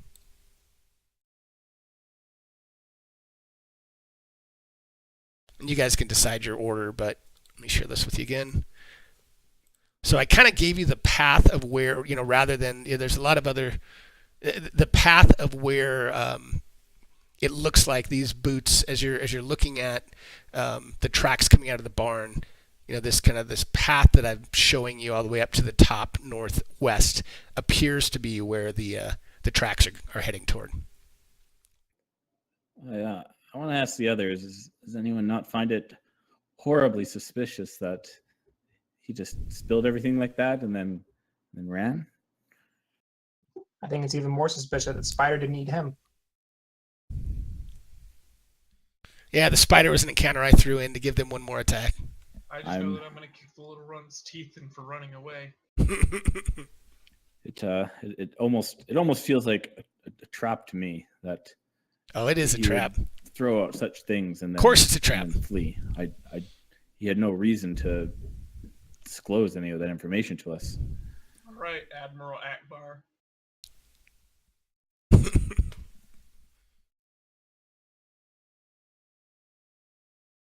All right, what are you guys thinking? Well, obviously, we're thinking that we can't decide if Monk is the best class. Monk. Oh, gotcha. Nice. I just saw that. It's Well, I 50-50 think on the murderer of a town hero and collecting his head might give us some reward. exactly, Patrick. It's a trap.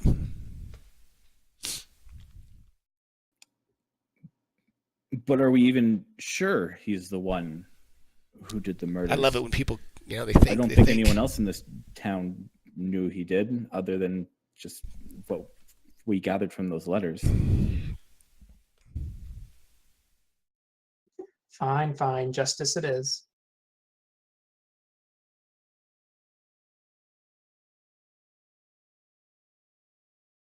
I feel like we might want to investigate more before we follow these tracks. As much as we kind of have an idea of where he went, I feel like there's more we should learn about this Thomas individual. Okay.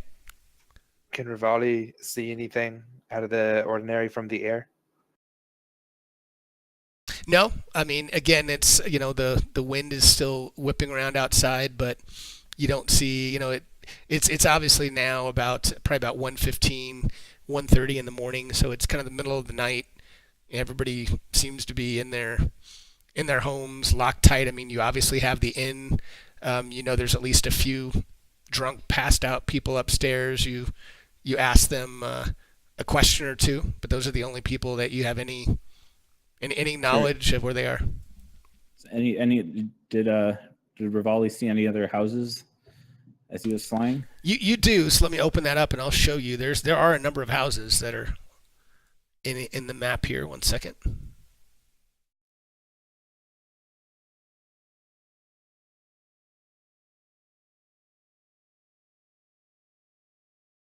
So there are a number of houses in the area, and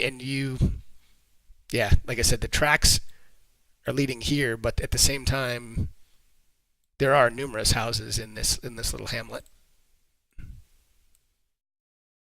I say we go knocking on some doors, inquiring about this Thomas individual. I don't know how you guys feel about this.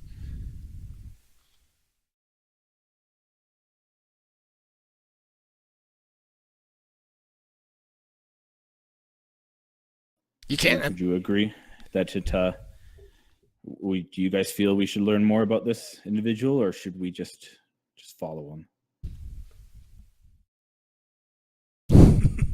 I don't see any point in Night, Tebow. Thanks, waiting man. for anything else to happen. We have a I like it, suspicious Drovo. person that we want to find out about. Let's just go find him. I like it. Drovo threw a vote in chat. That's what it's for. So I love it. Whatever you guys want to do. And All right. all right. I say we start knocking on some doors, asking if they know anything about Thomas. It is 1 a.m, and many of them are passed out, but hopefully we might get someone who answers. So is that Does knocking down doors count as knocking on doors? it does. So I don't think we're here to make enemies, but okay, so we're 50-50. So how about, look, if you guys want to start walking up and knocking on a few doors as you're walking towards the house, I mean, you tell me. That's fine by me. Just show me where you want to. Does investigate this individual mean go after him and investigate him, or actually ask people about him? I don't know. Drovo is the one that put that in chat. I don't know. investigate like we would actually go and inquire about him as opposed to actually just going chasing after him. Oh. Let's just All go right. get him. Let's just go get him. I have a bad feeling, but I'll follow your guys. Okay. Okay. Can you stop with the Star Wars references? That was a Star Wars reference? I was gonna say, wait, I Got didn't a catch bad that. feeling about this? Oh, isn't that like every like horror movie? It's not just Star Wars, right? It's a Star Well, Wars I thing. used to have a Millennium Falcon toy, and if you press the button on it, one of the ones was Han Solo saying, "I have a bad feeling about this." Gotcha. All right. So, Anyways, I'm following you guys' lead wherever you wish to go into. okay. Okay, so I'm gonna follow the tracks Okay. that he left. So wherever those tracks lead, just take me there. Okay. I'm gonna take you guys there. So give me. So you head all the way up here, which is where just outside of his house it appears. So you guys, I'm gonna unlock tokens for a sec. You guys can move. If you guys are all heading up there, you can move up there, and I'll. See, I'm betting that Okay. everyone knew that there was something going on between them because no one just walks all the way across town for no reason. Okay, so Rivali, you want to head? So let me open this a little bit. Did any of the houses have lights on as we passed? No, they're all very dark, and you can see this is. It even says right there it's Thomas's house. So, So first things first, yes. this door doesn't exist anymore. Oh, because you're busting down the door. All right, Yeah, all right. pretty much. See. Way to use your head. Nice. Using a little bit of my Goliath strike to just knock the door off its hinges. So you bust down the door into this house, and it's clearly this home. As you walk inside, or at least look inside, you see kind of more of a living room area, kind of on the main floor. As you look inside, there's stairs leading up, and it looks like there's also a small door with a staircase leading down. So you kind of have. I'm going to describe some of this, and as you go through it, I don't have maps for all this, but so you kind of have a main level that's, like I said, more of a living area. You have stairs going up, and then you have stairs going down. So tell me if tell me what you want to do knowing that information. I think it might help with a map. It's always good for fantasy grounds, at least. I want to listen to see if I can actually hear him in the house. Are there any? This guy ran through the snow, and he's in a bit of a hurry. There any water prints from snow? Didn't shake his booties off, perhaps? Excellent question, but Basically, we just want to do like an investigation to see if we can tell where he went. no, it's a good question. And you, as you look inside, you do not see any footprints. You don't see any tracks, but you do see a set of boots that are kind of shoved off to the side as immediately as you walk into the house, but you do not see any prints. Can I hear any movement in the house? Roll. Go ahead and roll. I guess a perception check, and if you want to do it in the open, I'll let you do this one in the open. Okay, so it's awfully quiet. I mean, you think you might hear just a little bit of noise, but you're not even sure if you really hear something that's coming from the downstairs area, which looks like it's the basement. Then I shall move to the basement. Hey, one of y'all go check upstairs. I'll Okay. go downstairs and see if I can find him. I'll go upstairs. Okay. I'll come downstairs with whomever went down. Then I guess I'm going up. Someone needs to stay here and keep an eye out in case he is actually hiding out here. So who's heading upstairs? Carter. Okay, Carter, give me one. Stand by, guys, 1 second, because I want to give Carter one thing as you guys are heading downstairs. So stand by 1 second.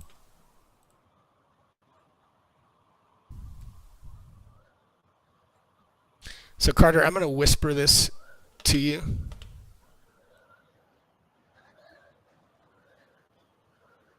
So as you head upstairs, and that's what you find as you're kind of heading upstairs, and you're looking around a bit, so you can do what you want with that as I'm talking to the other folks. So as you guys are heading into the basement or downstairs, give me 1 second to pull up a map.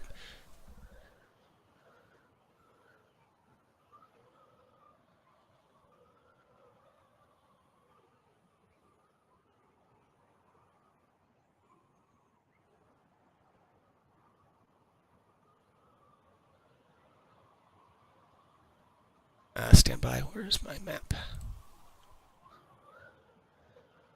There we go. All right, so we've got, is it Drovo and Rivali or Drovo and Carter in the basement? Or heading down? Claudian and someone. I followed whoever went down, Claudian. And that was Drovo, right? Weren't you the other one? Yeah, I never split the party. Yeah, I'm going downstairs. Okay, thanks, sorry. All right. So I got to share the map. So I'm sharing this. This is really for just the two of you that went downstairs, but you're all going to see it, which is fine. But as you head down into the basement, you see a 20, kind of like a 20 foot by 20 foot square room, and it just looks like a dull, dank basement. And there's not much of note. You do see underneath, kind of like you're kind of almost coming under the stairs, and as you can imagine, a pretty oppressive. It's about probably 10 feet high, very small. You see a door to what looks like to be another room where I'm pointing that arrow. I kicked the door down again. Okay. So you do that, and it opens into this room. All doors should fear me. I love it. All right. I say to Drovo, we should wait for the others before we venture too deep. Okay. It's one of my personality traits. I like showing off my strength and breaking things. Yep. So as you kick that open, so Drovo, let me lock tokens for a sec. Give me, you guys can both do this, but Drovo first, give me a perception. Yeah, just give me a perception check in the open.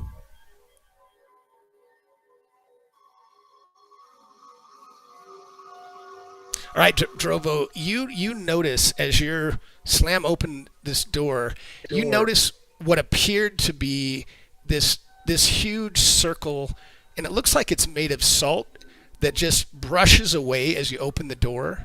And as you do that, you see these guys.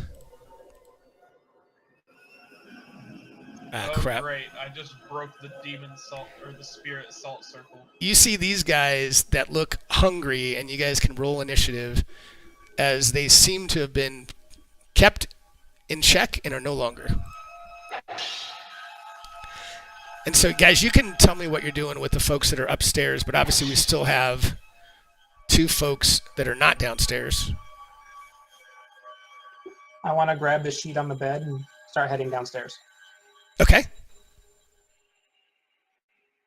Sounds good. And that is that Carter or is that Rivali? That's Rivali? It's Carter. Carter, sorry, I'm still trying to. All right.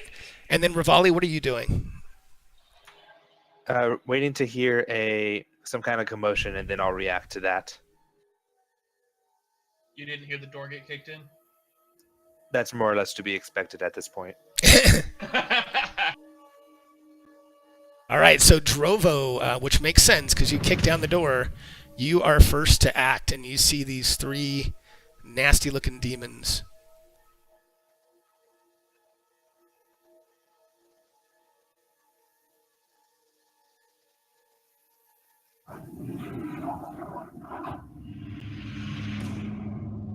I'm gonna hit it. And you did hit it. Wow! I'm gonna hit it hard. And you one-shotted that guy. Very nice. What happens when you deal with a great sword? Yeah, that's true. What did you do? How did you kill it? What do you think? It looked pretty squishy, so I just tried to slice it like a butter. All right. Just one clean cut. All right, that's going to be a little loud, so I'm going to turn that off. You guys got the flavor. I know exactly. It's like Lethal Weapon instead. Yeah. All right. So Nah, you need to play the opening song to Avatar: The Last Airbender. all right. That's some pretty epic stuff. All right. Anything else, Drovo, or are we back to Rivali? Sorry, I forgot that I actually. Oh, it's okay. To end my turn. I still got a little bit of move left, so I'm gonna approach one of these other guys. Okay. By one, I mean both. All right. And Rivali, are you gonna pass for now and wait to hear something, or you tell me what you want to do? Yeah, I think that one attack went too smoothly for me to notice anything. Okay. It was less of a crash and more of a. All right. So this guy rears back a claw or an arm as he spins you, and why is he not targeting? He's going to target Drovo. Actually, you know what? Stand by 1 second, guys. I got to put you back on the map the right way. 1 sec.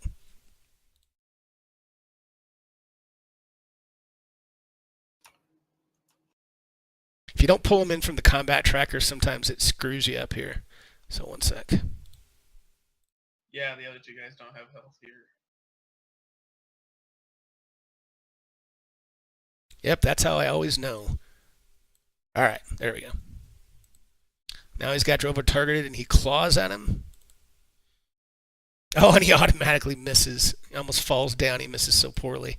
And Carter, you're up. You just kind of made it downstairs. All right, so can I see what's happening in the other room from here? You kind of hear the commotion, and there's a door that you can probably just about see this demon here.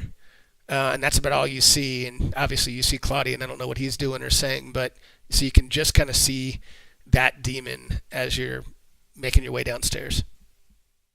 I've still got my hand up, telling it as my previous response of advising Drovo to wait before we venture too far.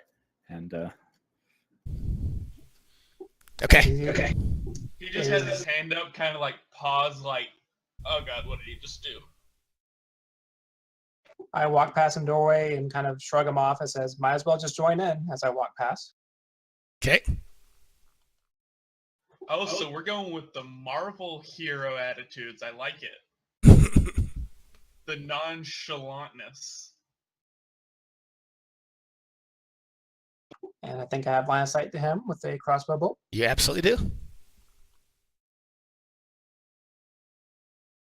And you hit him. Wow, these guys got really low AC. And you heavily damage him. He's still up, but he's hurting. And I can still move, right? 38? I assume he lets out a loud cry at this point. The demon? Yeah. Yes, absolutely. Yep, he is screaming in pain. Is he one of those screechy demons that you don't like listening to? Yes, very, very much so. He's such a high pitch. It's bothering your ears. It's so loud. All right, Carter. I still have some movement left, right? Yes, you do. And with that, I rolled initiative on that one. Gotcha. As I walk, I yell, come on down, buzzard boy. Nice. I just yell back, what did I say about being racist? That's nice. All right. And Carter, are you done? All right. Before it gets to Claudian, Drovo, you see a beam of energy that comes flying towards you as Thomas appears and blasts you with his eldritch blast. Oh my gosh, and does max damage and immediately crits you as he Oh, he actually hit me. cackles. I am actually going to use my stone skin against that. Yep, as a reaction, go for it. So go ahead and just make sure you might have to target yourself, and then click the heal.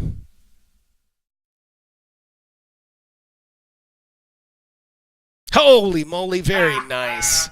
I don't get hit. What are you talking about? Wow, and yeah, you immediately react to that, and it either bounces. I don't know. You can tell me what happens, but you're fully healthy. Well, it's a stone skin thing, so I assume I just look at him. My skin turns extra gray, and the Eldritch Blast just bounces off. That makes sense to me. Very very nice use of your reaction. All right, so now it is Claudian's turn. All right.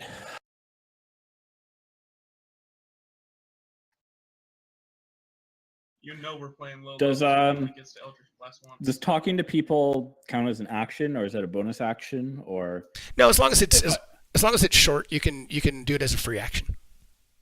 like if I were try to reason with Thomas, would that be an action? Yeah, if you're going to try to reason with him, it would be an action, and we can try to roll something if you really want to reason with him. All right. Well, I will approach Thomas, and I'll try to persuade him that we're not here to kill him, but just to try to figure out the mystery that's currently surrounding him. So roll a, I guess, persuasion check in the tower for me.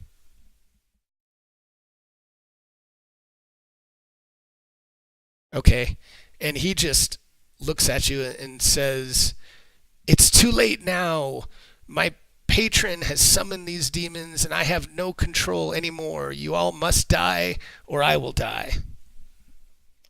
Then it will be the latter, and I use my bonus action to make an unarmed attack. Okay. Oh, don't worry, Thomas. I'm here for both. I'm here to find out what happened and kill you. All right, and that is a miss. Well, Perhaps actually, it will not be the latter, Thomas. yeah. All right. I'm Slowly done. back away. All right, Rivali. Did I make it down to the basement now? You did, so let me get you on the map. Yep, you just came down the stairs and you're right there.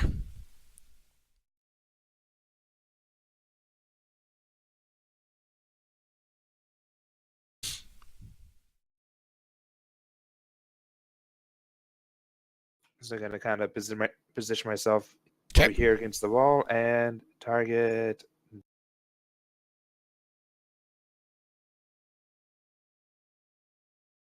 And that is wait, hold on a second. Let me check something. That can't be right. 9 hit him last time. I mean, it seems like they just have a really low AC. Yeah, they certainly do. That is a hit. The other one wasn't. Yep, that's right. It's a hit. I'll take it.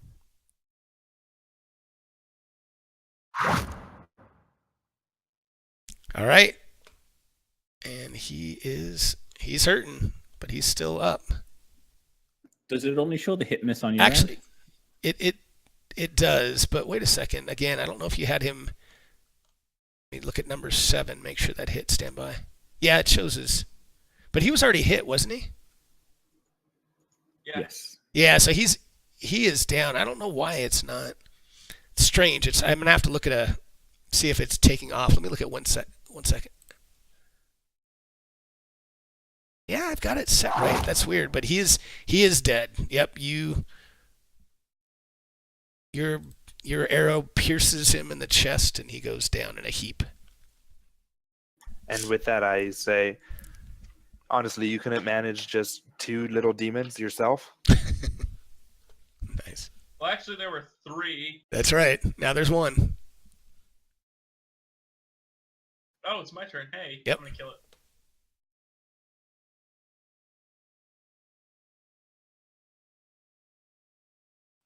I'm kind of targeting. Oh, I guess I just got to Oh, sounds good. Patrick, thanks for coming in, man. Thanks for coming in. It's been fun. We're getting close, but it's been fun. And of course, that's a hit. Oh, and he is down for the count immediately. Wow. Yeah, thanks, Patrick. I really appreciate you coming by here. I'm having a good time. I think they are too.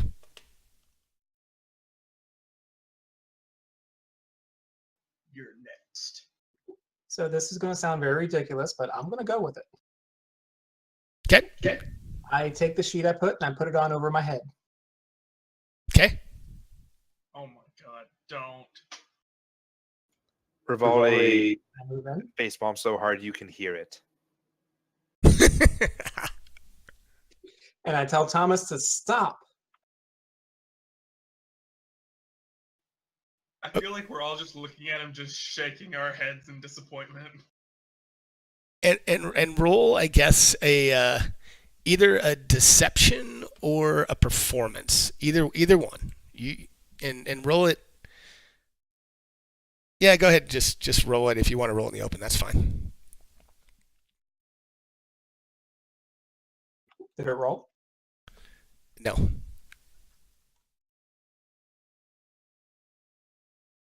It says only records which you own can be shared. You Oh. do the little number, not the shieldy shield. Yeah, that's Above always above yeah. there. Yeah, drag the little die over the. There we go. You got it. So he looks at you and just kind of laughs as he's getting ready to attack again. He just does not phase him. So much for a distraction. Is that my action? That is your action. If you have a bonus or anything else, you can use it, but that's your action. Sorry, guys. I give All right. Carter a strange look as I have absolutely no idea what he is doing in the room with the sheet over his head. All right. And Thomas winks out for a second. Reappears over here. Shoots off an eldritch blast at Carter. Because he did not like that distraction. He says, "Take this, you fraud." That's all I got. And he does. Oh, yeah. this is what he does. Actually, hold on one second. Oh god. So let's see. Ah man, he couldn't. Yeah, he's going to do Eldritch Blast because he can't quite. You guys are too spread out, man. You guys have played before. All right. So he Eldritch Blasts you. Ah, and he misses. All right, Claudian. Are those sheets of evasion? What's that? I say, were those sheets of evasion that he was? Yeah, exactly. They got to be good for something. Hey guys, anybody that's in from Dave's move channel, up. thanks for coming by, man. Oh, thanks for the follow. Or that's for the host. Thanks for the host, Dave. All right, you get right up to him. And I go ahead and is it an action to, or is it a bonus action to bring out a weapon? I feel like I should be putting on my quarterstaff by now. No, I mean to actually unsheath one Or- weapon. That's part of an interaction. You're fine with that. Is it okay? So I can bring out the quarterstaff then. Yep, That's absolutely. just a free action. Yep. All right, so I go ahead and take a whack at him with my quarterstaff. All right. I ran a Dex Strength Ranger, and my DM let me change weapons as a bonus action. I was the Swiss Army man. I would literally just drop my weapon on the ground and pull out the next weapon. Nice. And that is a hit, Claudian. I didn't Nice. have him targeted for that roll, but I have him targeted now. Okay. I went through like 6 different weapons every fight. That hurt him, I bet. That hurt him a bit. He's like shaking his head and saying, "You're next." I'm... And you hit again? See, I can't see the rolls now, or can I? Oh, I can't see it. Yes. Okay. I was gonna say you should be able to. Oh, and you heavily damage him, so that was a nice little 1-2 there with quarterstaff and kick or headbutt or whatever you did. Cool. I'm done. Before Rivali does anything, can I yell something out real quick? Yeah. Don't kill him, we need him.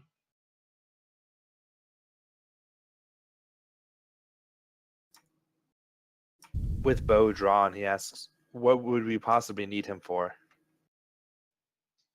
We have to get him to tell us what happened and get him to confess. Plus, obviously, there's something bigger going on. No, nothing bigger. Just a lover's quarrel. Hey, Rob, what's up, man? Thanks for coming in, man.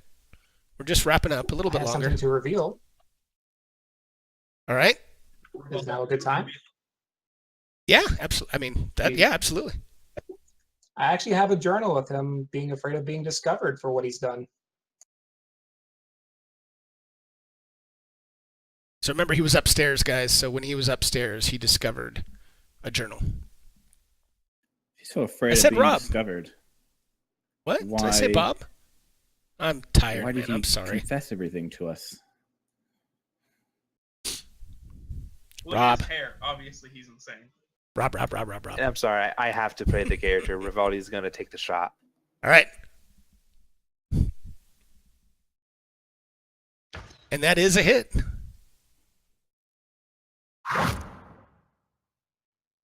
And that does not look like it applied, did it? Yeah, let me drag that on one sec. There you go. So he is reeling. He is.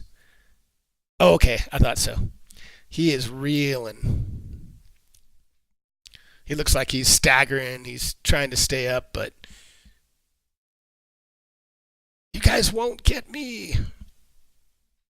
Rivali. Anything else? Or it goes to Drovo. Drovo's up. Okay, Rob. I was like, God, if I did that, I'm really tired.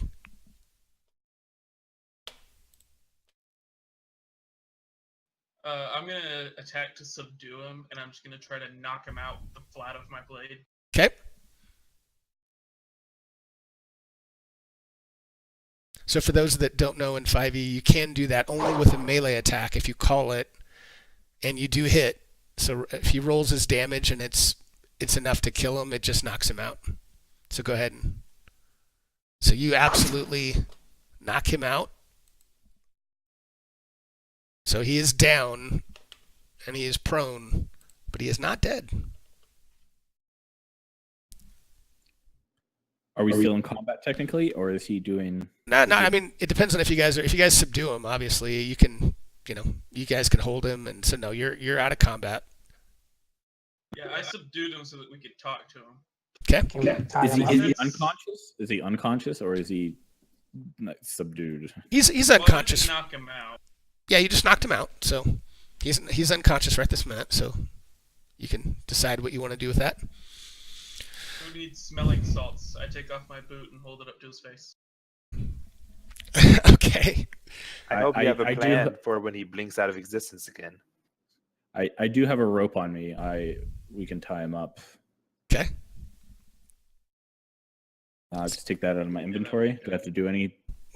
No, just tell me if you want to tie him up. You tie him up snugly while he's unconscious. So he is incapacitated and unconscious and tied up. As I tie him up, I turn to Carter and say, or whichever one of you said that we need to save him, to explain to us what he found and what more he may know of what's going on right now. Okay. So or go ahead. Somebody else want to say something? So in that journal, we know that he was afraid of being discovered, but he's also having nightmares and seeing this ghost for the past 2 nights. That's why I put the sheet over my head. Right. No, I liked it. That was good. And I wanted to keep him because whenever we went to fight him, he said something about someone else summoning those demons and them being out of his control. So there's obviously something more going on here. So as he wakes up and kind of comes conscious and you question him, he looks broken. I mean, he looks like he's just, his shoulders, his posture, everything is completely changed with him, and he looks just completely beaten. And he looks up at you and he says, I just can't hide this anymore. When you saw me, I've seen Sherilyn's ghost for the past few nights, and as much as I didn't want anyone to discover it was me, yes, it was me who killed them both. I loved Sherilyn, and she had no business no business at all staying with that stupid war veteran husband of hers who comes home after leaving her for a year. Who was there for her when he was gone? It was me. It was me. So yes, I killed him, and I drug his lifeless body into the field in town and left him there to die. And after he died, go ahead. I grab him by the throat and pin him against the wall. How dare you disrespect a veteran? I'm a soldier background, so I have the utmost respect for other veterans. Awesome. And he just looks at you, and his head just kind of slumps, and he just says that, I sought to do anything I could to leave this plane, leave this place, to go somewhere else, and I went to my warlock patron, and he summoned these demons that I had no control over, and he essentially said that I must fight to keep my secret, and he will make me more and more powerful, but I just had no heart left for it. And once you came in and broke the seal of protection, I wanted to do what I could to survive, but I don't have anything left in me to hide anymore. Take what you want from me. I'm gonna make a quick insight, see if he's being truthful. Sure, you can roll in the open if you want. After he does that, I'm going to ask him who his patron. So you definitely think that he doesn't seem like he has any fight left in him, and you definitely believe what he's saying. I say, how about we help you break this curse? Join us. We'll defeat this warlock if you give us aid. Roll a whatever you're strongest in, or you want to roll a persuasion, anything, or if you want to intimidate, whatever you want to roll that would try to convince him. Go ahead and roll that. So he looks at you and he says, "Okay." He goes, it would be a long journey, many days away. But I know where he is, and out of game, he essentially tells you that it's not something he can do today, but perhaps another time. You have convinced him that you would absolutely he would follow you and go after him. Does anyone else in this town know what you've done? He says no. You are the first ones to discover this. Do we know why he killed her? He just looks at you and says, she was not going to leave him. As much as I tried to convince her, I knew she wouldn't leave him, so I had no choice but to kill them both. If she was going to be with him, I didn't want her with anyone if it wasn't going to be me. I pull out the letters that she wrote and show them to him and say, she loved you. Well, and those letters were to her, if I didn't make that clear. So those were his letters to her. Oh, I thought they were from her. Never mind. Yeah, no, that might have been but yeah, those were from him to her. Well, by her holding on to them, you could also say that it showed that she loved That's you. true. Let's go that way. No, I like it. And he just, I know you're holding tight to him, but he just completely collapses, just sobbing uncontrollably. We saw her briefly while we were in her house. She asked us not to mention this encounter, but I figured I would bring it up.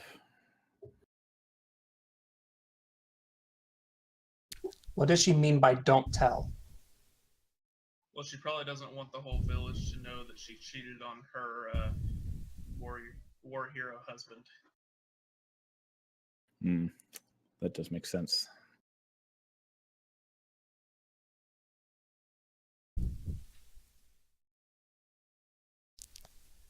All right, so he'll follow you anywhere certainly, and you guys kind of as you're, he does have obviously, you can take whatever you want from him, but as you guys are in there, you kind of hear outside, you're a little bit deep in the basement, but at the same time you can kind of hear something that seems to be kind of knocking on the door that's up in the main area, the door that you came in. It just sounds like something that just keeps hitting the door, like boom, boom, boom. It's kind of soft, not extremely loud, but you hear something hitting the door upstairs. I'm gonna take his ring so he can't disappear on us again. Okay, 1 second. Good call. Also, I really want his ring of disappearing. And just so you guys have this, so I can show you how you do it, I'm going to drop that because I created a parcel for it. So if you open the inventory tab, you're going to now see it. And I went ahead and for this short one shot, I did not make it something you had to identify, but most times you would show it as unidentified item and the DM would have to actually identify it for you after a short rest. But you guys can, if you want to look at it in the inventory and see what it does and look at the image, I'll show the stream what it looks like. Is there a group inventory? That's what it looks like. If you go to the inventory tab, so if you go to your party sheet, at the very top right, the eye with the three little people, and then if you look at, there's a main tab, inventory and order. So the inventory is kind of the group inventory. So I can assign that to someone, but right now it's just in the group inventory. Is it available to us right now? Yeah. Or do we still? I say one of us puts this ring on and we have Thomas answer the door upstairs and one of us can stay invisible. Okay. So who wants it? This ring doesn't make sense. The ring doesn't make sense? Yeah, because he was using it just all willy-nilly, but it has one charge a day. Well, what he used was Misty Step. Ah. So yeah, but it's a good question. But yeah, it was just he used Misty Step as a bonus. Would we be able to use it then? Did he expend its charge? He expended it once to get out of your way, so it doesn't. You don't have it today. You could use it again the next day. All right. So what do you got? You're having him go check out upstairs, or what? How do you guys feel about this? Do you think we should be there opening this door, or should we have Thomas open it? And he's in no condition to go up there. All right. Well, I guess we will all go up then. We'll keep Thomas tied, I guess, just by his arms, and I'll hold the rope as we escort him up. Okay. If I stayed down here, I'd probably kill him. All right. So as you guys do that, and you head upstairs, you notice the sound appears to be. You see the dove again outside, and the dove appeared to be slamming itself into the door, almost as if it was trying to get your attention. And as it sees you, it starts flying off towards the fields, the local field in town that's probably about 200 yards to the east. Kind of like it's beckoning you to follow it. Does Thomas take any notice to this bird? Does he feel like he opened the door to nothing? Does he? He sees it, but he doesn't. It doesn't. He just kind of looks at it, and he's just puts his head down again and continues to sob. He's unconsolable now that he understands that he killed his lover and that she actually did love him in the end. Should we leave him here or take him with us? I say leave him tied up. Okay. All right. I don't want to travel with this dead weight. We'll return, Thomas. For the time being, we're going to leave you here, and I'll tie him upstairs. And what was upstairs? Upstairs was just like a bedroom, and they found a journal, and he did a little bit of investigating, and he found the journal that talked a little bit more about. I'll tie him up there so he can rest. Are there any glasses around that we can make it seem like he got drunk and just did it himself? Did what himself? Killed himself? What are you guys? Tied himself up. Like what? Hey, it's one of them type of towns. Nice. That's true. It's a good point.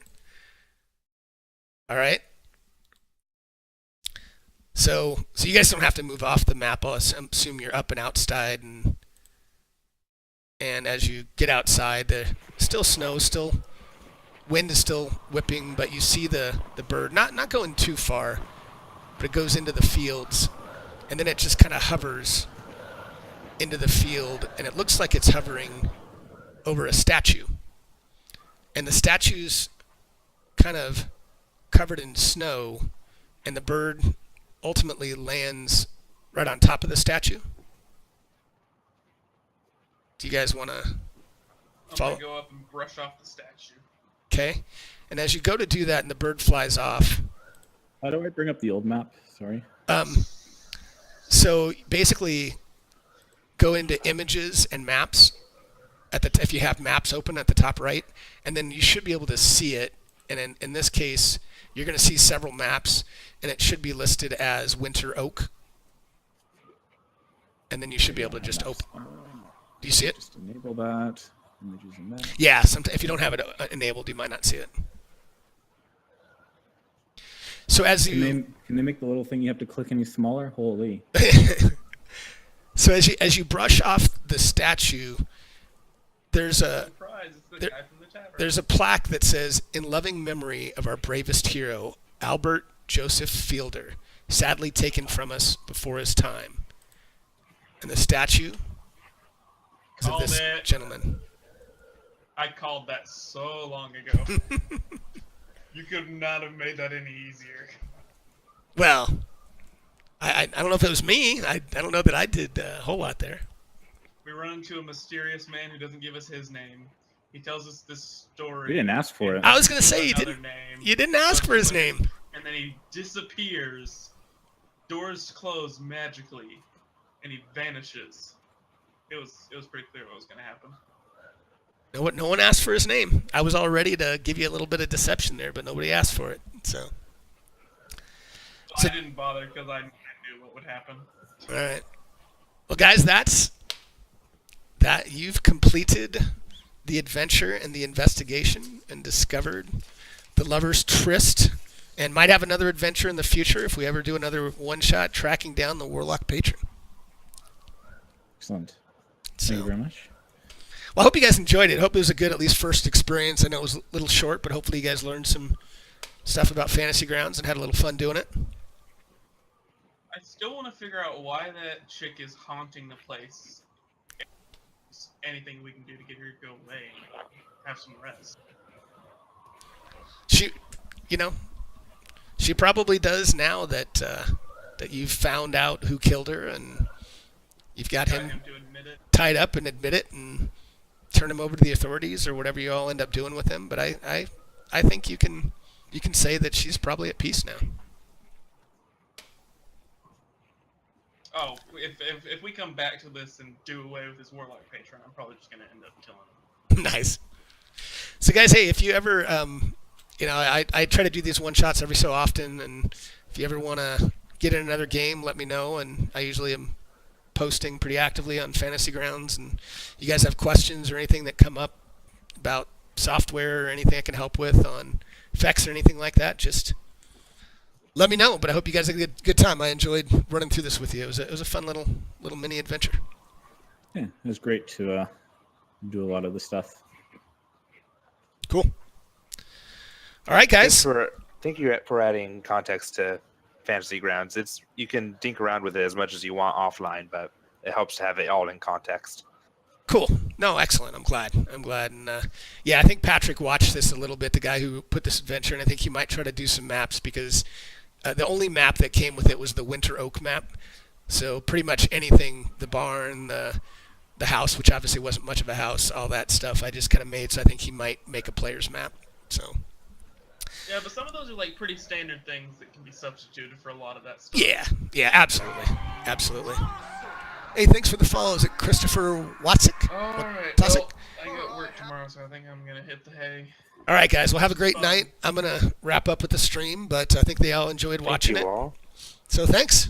We'll see you guys probably online sometime. Have a All good right. night. Good night, guys. Well, stream, thanks, guys. I think they had a good time, and I enjoyed it. It was a nice little one-shot by Patrick Pullen. It's called Dead of Winter. So it's kind of a fun little, very mini adventure. It's really meant as a side quest, and I turned it into about a 3-hour adventure. We started at 6 o'clock. So let me, before I forget, give you guys your